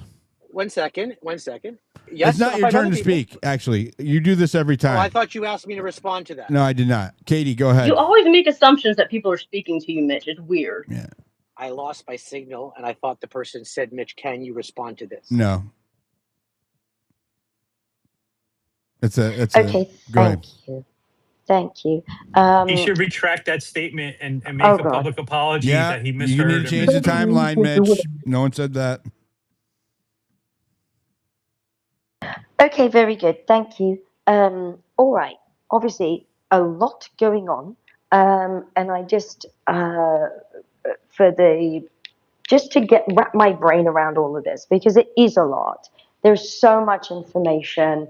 There's so many opinions, but then there are the facts.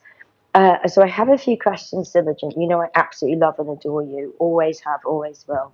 Which is, why didn't then Tyler Robinson, no, not Tyler Robinson, the whoever it was, why didn't they then go to that restaurant and get the receipt themselves? I have a question. Like, you know, why? How can he It's a get the receipt shame. if he's in jail? Well, he can have his representatives, you know, How do you or know like, that he didn't tell them? I don't know, but I'm just curious as to know, like, I think it's amazing that you have that evidence and that you went and you did your due diligence, pardon the pun.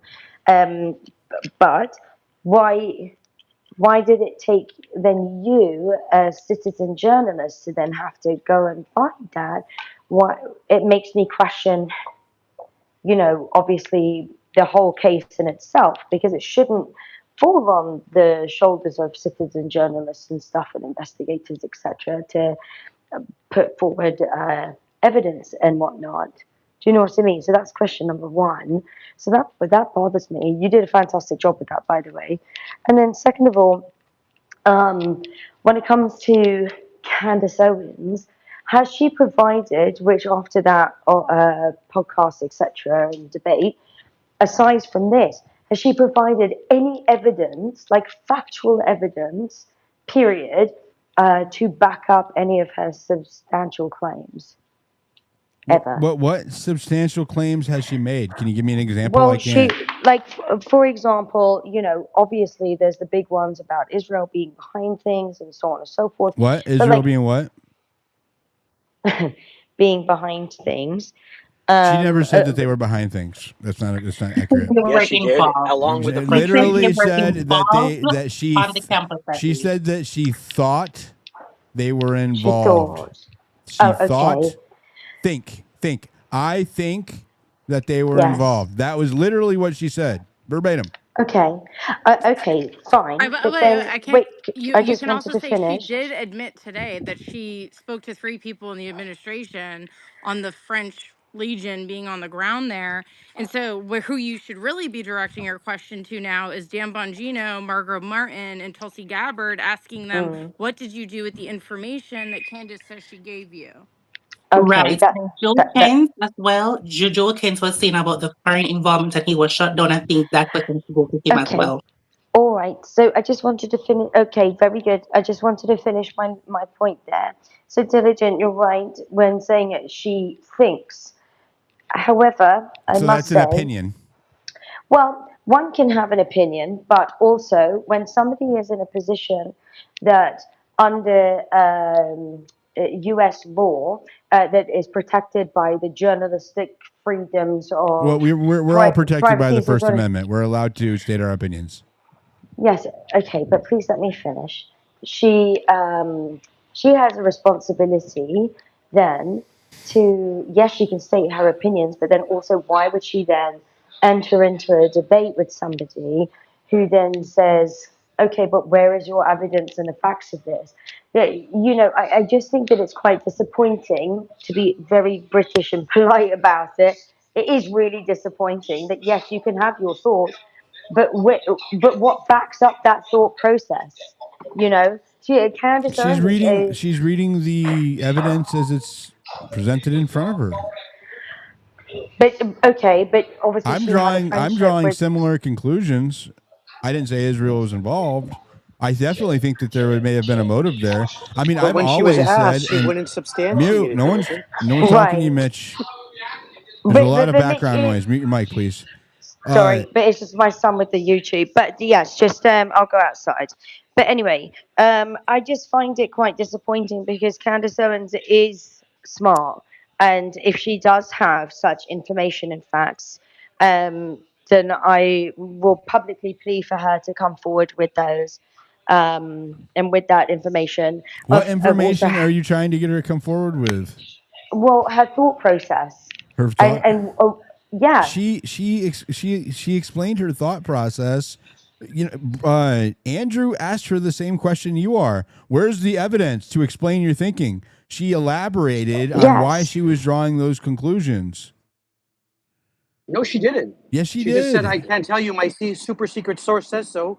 Not Told. true. It's not true. Okay, what No, did she actually, say? Somebody clip what it. she We talked said, about what Mitch, no one's talking to you. what Candace You are, actually Joe. did say is that over time, for people that have been watching her podcast, which I have because I'm an investigative journalist, so I have been watching a number of different sources.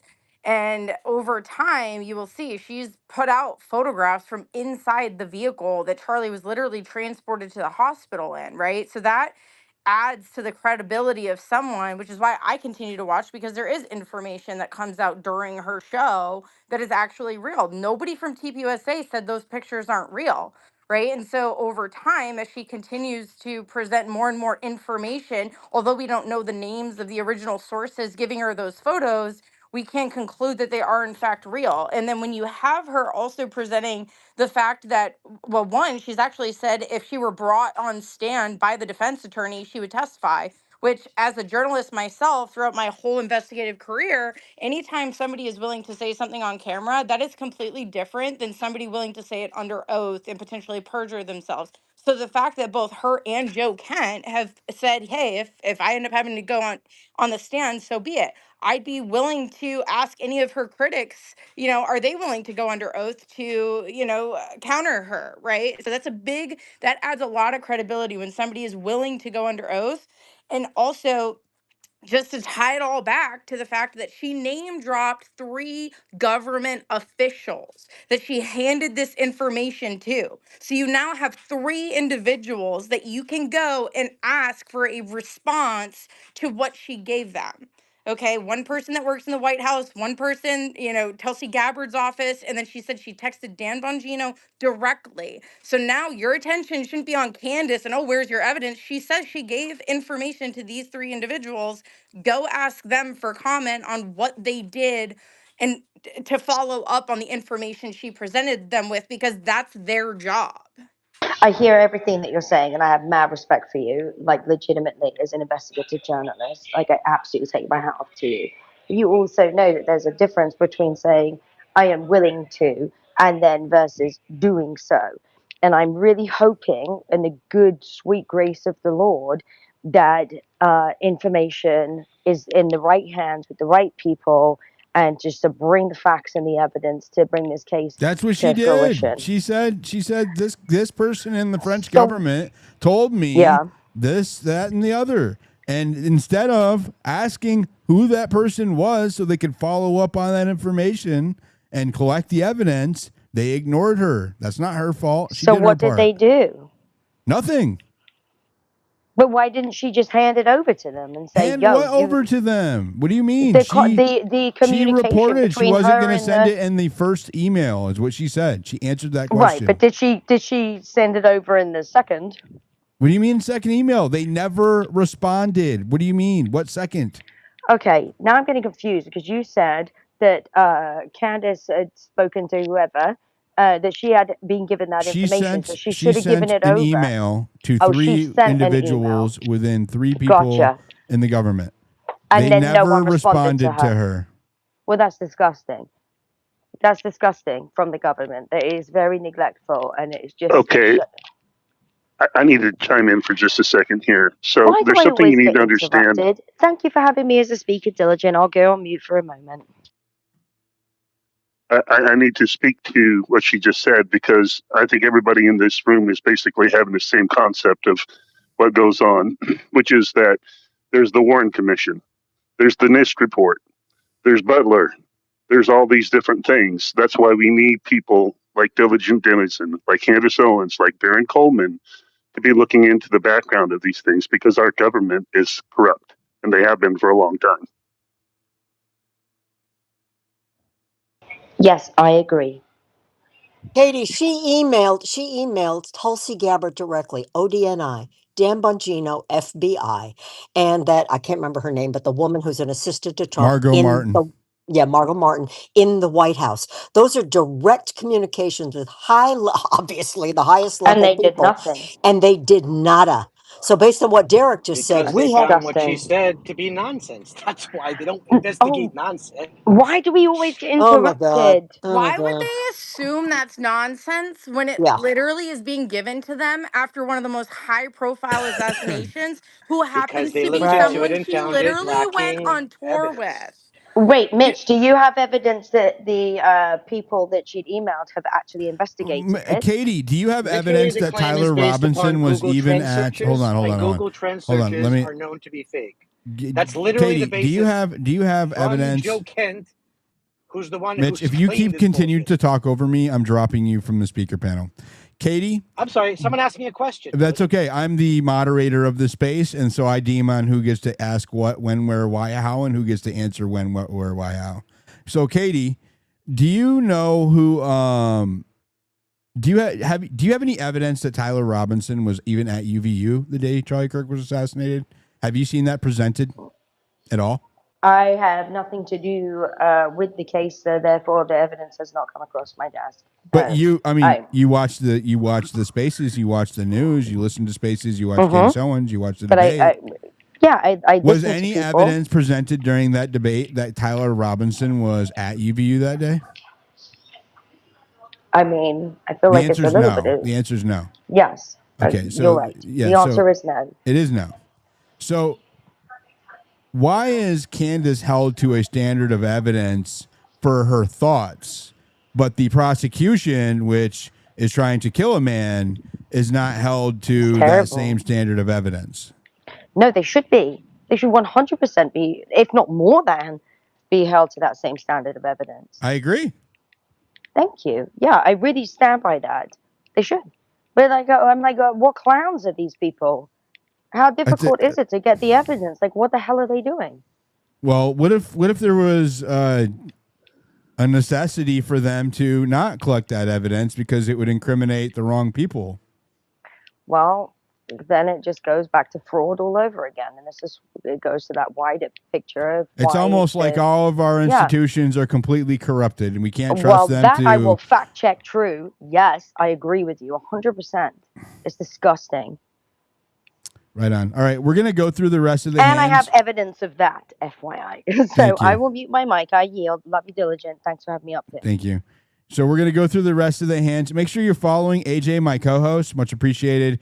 Hit that like over on the channel. Subscribe if you're not subscribed on YouTube, and if you're turn all notifications on if you're on X or YouTube, and share the investigative content I put out if you would, because I am going to be boots on the ground and dropping some more receipts, and they are going to be freaking out, and I'm going to have to overcome all of the blocking and lists and harassing and systematic suppression that they have up their sleeve. So collectively, we have to work together to move the needle. All right, let's go to Octomom and then Alfred and Mitch. Hi, thanks for letting me put my 2 cents worth in. I'm from Canada, and to be honest, I just got on looking into this case recently, recent weeks, so I'm kind of new to it. But the point of the debate was that Tyler Robinson a patsy, and what evidence do we have whether he's a patsy or not? And I think the evidence is pretty clear because the investigators haven't been going and questioning the witnesses. This restaurant thing is a prime example. There's been destruction of evidence, return of evidence. We all know that. Why don't they have Charlie's phone? Why don't they have the SD card? Why isn't that man who took the SD card being investigated here? So it's a great question about the receipt. Now I'm in Canada and I was involved in the big trucker convoy kind of thing. Not a trucker, but our government managed to obtain the information of everybody who gave a $20 donation to the trucker convoy, and they froze the bank accounts of hundreds of people. So I'm just saying that the FBI can easily just and should have, even without this information, they should have got all Robinson's banking information. He's supposed to be driving all over the country. Like, did he not need to gas up? Was he paying cash for everything? Did he take cash out of the bank before this happened? All that information is pertinent, and we haven't been hearing any of that information. If Tyler was at the restaurant, it seems to me these people are pretty sure, but they definitely should have interviewed those people, because even if that receipt is not his credit card, I mean, is it his brother's credit card, his father's, grandfather's credit card? Who knows? Is it Lance's credit card? So the fact that they didn't go and investigate those people, it speaks volumes to me. Obviously,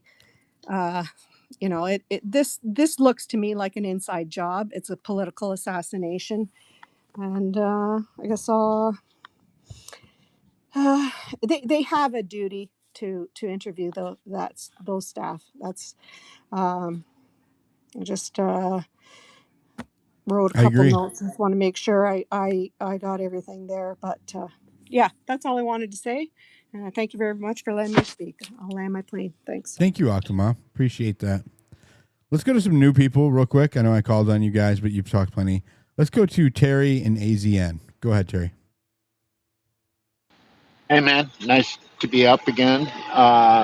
You're doing a great job, as always. Thank you. Thank you. I didn't hear the debate yet, but I went into one of the rooms with a lot of the people who are attacking you and others, and they had no evidence. They had no facts. It was just all generalities and attacks on people's character, like you've said. And the one thing that is always I've admired about your spaces is one, the general tenor of respect that people give each other and you demand, and also the fact that everybody in here tries to come forward with receipts.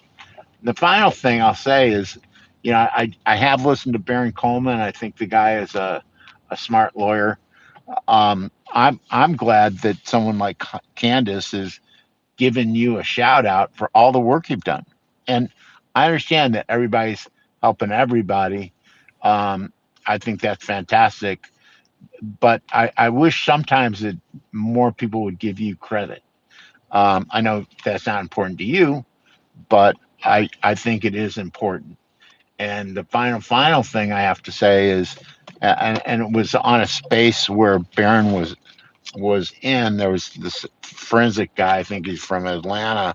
And he's like, the one piece of evidence that could clear up how this happened would be Charlie's shirt.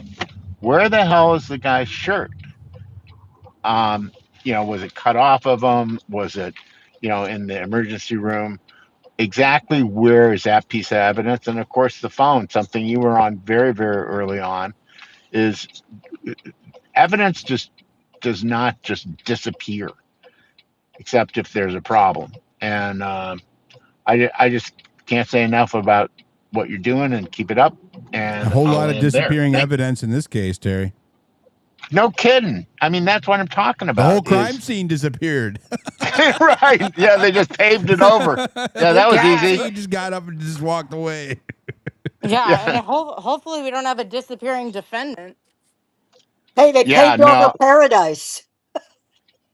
I mean, this Diligent. I've been saying for months, way early, that I didn't think this would ever go to trial, one way or the other. Right. And I'm very, very concerned about him.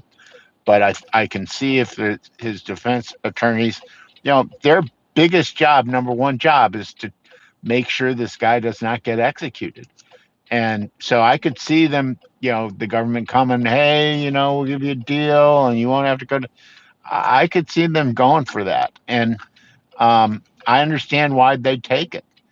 But hopefully we will have a trial and air this all out. But I think just from the prelim, they're in such trouble with their case that how are they going to recover? But I don't know. I mean, I do have somewhat of a bias, but I was the first I heard that they caught the guy who did it, and he was a furry, and he was blah blah blah. I said, well, I'm glad they got the guy who did it, But then it starts coming out, well, maybe we didn't get the guy who did it, and I can't see how a jury that's fair is going to convict this guy unless a lot of the evidence is suppressed and there's just this huge effort to convince people that Tyler Robinson did it. Like a bunch of influencers with millions of followers all appearing at the court hearing and lying to the public about seeing it in 4K like that. Yeah, that was unbelievable. I'm like, damn, that's unprecedented. I've never seen anything like that in my life. I've never seen anything like that. And I mean, what a psyop! And it was all complete nonsense. Can I share something? Totally, yeah. This actually reminded me. So back when I used to be part of Turning Point's, they had like an ambassador program, but then they ended up changing it to a special guest program because people were saying stuff online with ambassador in their profile that they didn't want like reflecting the organization. So they switched it to be like a special guest program, but it was basically all influencers. In order to get on the program, you had to have like over a certain amount of followers on one platform. They would use TPUSA funds, put you up in a hotel, give you a travel stipend, and give you like a VIP access lounge pass to like the conferences. And so, why don't you have that, Diligent? So a lot of the times before, like when we would fly out, we would always do like an influencer reception, and Charlie would like speak to the room full of influencers.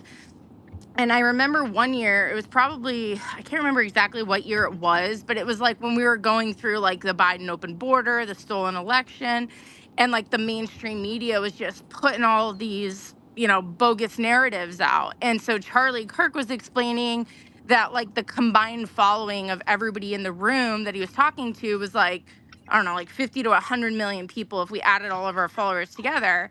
And so he brought up something like a way that we could all together sort of like unite against debunking fake narratives in the media. And he called it something like a thunderclap or something to that effect, where the idea was, if they would lie and say the election wasn't stolen, that we could clap back with the truth, right? And because of our combined following, it would help get the truth out. And so the way Charlie saw it was like using something like that as a force for good, as a force for like getting the truth out to dispel the lies. But it's almost like that's what's now being used, but in the opposite, right? It's being used to spread lies as opposed to like confront them.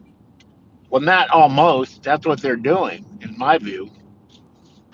Yeah, that's what it feels like. And I say this as somebody that was like part of that whole group. And like, I have friends of mine that are still like part of that influencer circuit that are like, sliding in my DMs being like, Heather, like you're drinking the Kool-Aid, like stop drinking the Kool-Aid. Like and it's so weird because like I've known these people now for a few years, and it reminds me a lot of when I first came out publicly for Trump, and you had all these influencers that were like, oh, you're in the Trump cult, you're in the MAGA cult, da da da da. And it's like, you mean I'm not being gaslit and voting for Joe Biden because I'm thinking for myself? And now it's almost the exact same thing, but it's like, I'm not allowed to ask legitimate questions or investigate Charlie's assassination, or I'm in the candy cult, right? So it went from the MAGA cult to the candy cult, but it's like the same playbook of like trying to convince you and bully you into thinking a certain way. That's exactly what happened to Diligent. That's exactly what happened. It's happened to me many times now. I've been canceled. I've been canceled. Like, I don't even tell you how many. It's like you get used. The audience gets used to it. They don't even send me all the shit anymore. It was just a few. Like when there's a cancel wave and they try to like smear you and harass you and try to dox you and just anything they can to shut you up. At first I had people sending me all kinds of shit, and then the second time they send you less shit. Third time they send you less, and then by now it's just like shut the fuck up. It's crazy. It's crazy. Appreciate you guys. Quote. Thanks, Dill. Yep. Rose Kizel, I think I'm saying it wrong, but Rosekiel, something like that, says, quote, my son is a police officer, and this whole investigation has so many bullet holes. That's over on YouTube. AZN, go ahead. Hey there. Thanks for letting me come up. I'm the guy who got shadow banned and censored for hate speech or hateful conduct simply by tagging you in a post. Just in case you don't know who I am. Yeah, I posted, anyway, I've been following you. What you sent me. You didn't see it? I saw that. Thank you very much, sir. Mm-hmm. It's insane the amount of censorship they're going to try to silence you. He sent me the email. X censored him for tagging me on the timeline and as hate speech. Crazy. Insane. But what's the thing I wanted to point out to the people who are starting to chime in and learn about the Charlie Kirk assassination and trying to chime in to the Tyler Robinson hearing is that the reason that there's so much coverage from social media influencers and independent journalists and investigators is because the Fed slop is so poorly written that if you can't follow a basic set of timelines and see that the series of events that the Fed is saying took place don't match up with the series of events that could physically happen on an actual timeline, then then you're not going to be able to be helped, because that is a mental problem, a brain computational problem that you're going to have to get over and learn how to work through.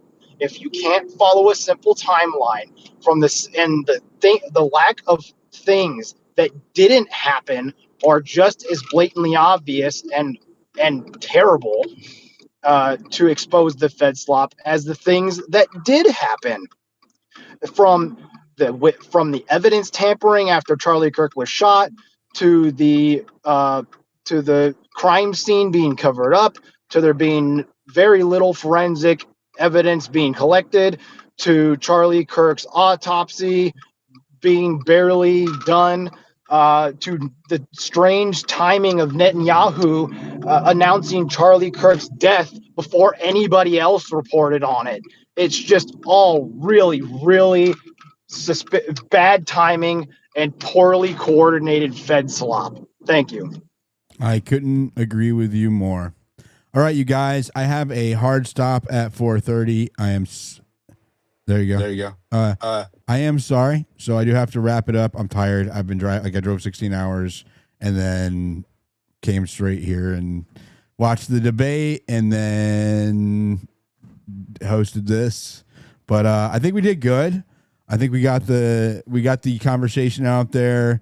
The links for the receipts and all of the interviews and stuff that I did with the Panguitch people, it's all up in the Jumbotron, the X Spaces, or if you're on YouTube, you can go find it's x.com/Diligent Denizen, or just look up Diligent Denizen, and then all of that's pinned to my profile, and you can go through there and see it. And I just posted the receipt and all of the other stuff in a thread just now, so you guys can be able to find it there. Again, if you want to support what I'm doing, subscribe on X or share it on YouTube or whatever. There's a Buy Me a Coffee to help me with the on the ground stuff if you want. If not, that's okay. Just show up. Have a good night, everybody. God bless you. I think she mopped the floor with him personally. I think that is why he wanted to pivot away from claims so fast. I mean, he wanted to move away from claims fast, right? He wanted to move on to clips and gotchas and get at yous. And he really tried hard to get her in defamation. He kept trying to bait her into saying that Erica Kirk was implicated, right? He kept saying, what do you mean? What do you mean? What do you mean she's involved? What do you mean she's involved? What do you mean? He kept trying to get her to make defamatory statements. And I think that was his number one whole purpose in going there. So God bless you guys. I will see you very soon. I don't know if I'm going to host one tomorrow. We'll see. We'll see. I have some good stuff coming over the next few days. Some really, really mind-blowing stuff. Thanks, everybody. Make sure you're following everybody up on stage. AJ, Joa, Miss Lou, Terry, Josie, even Mitch and Alfred, Derek, AZN. And we'll see you guys next time. God bless you.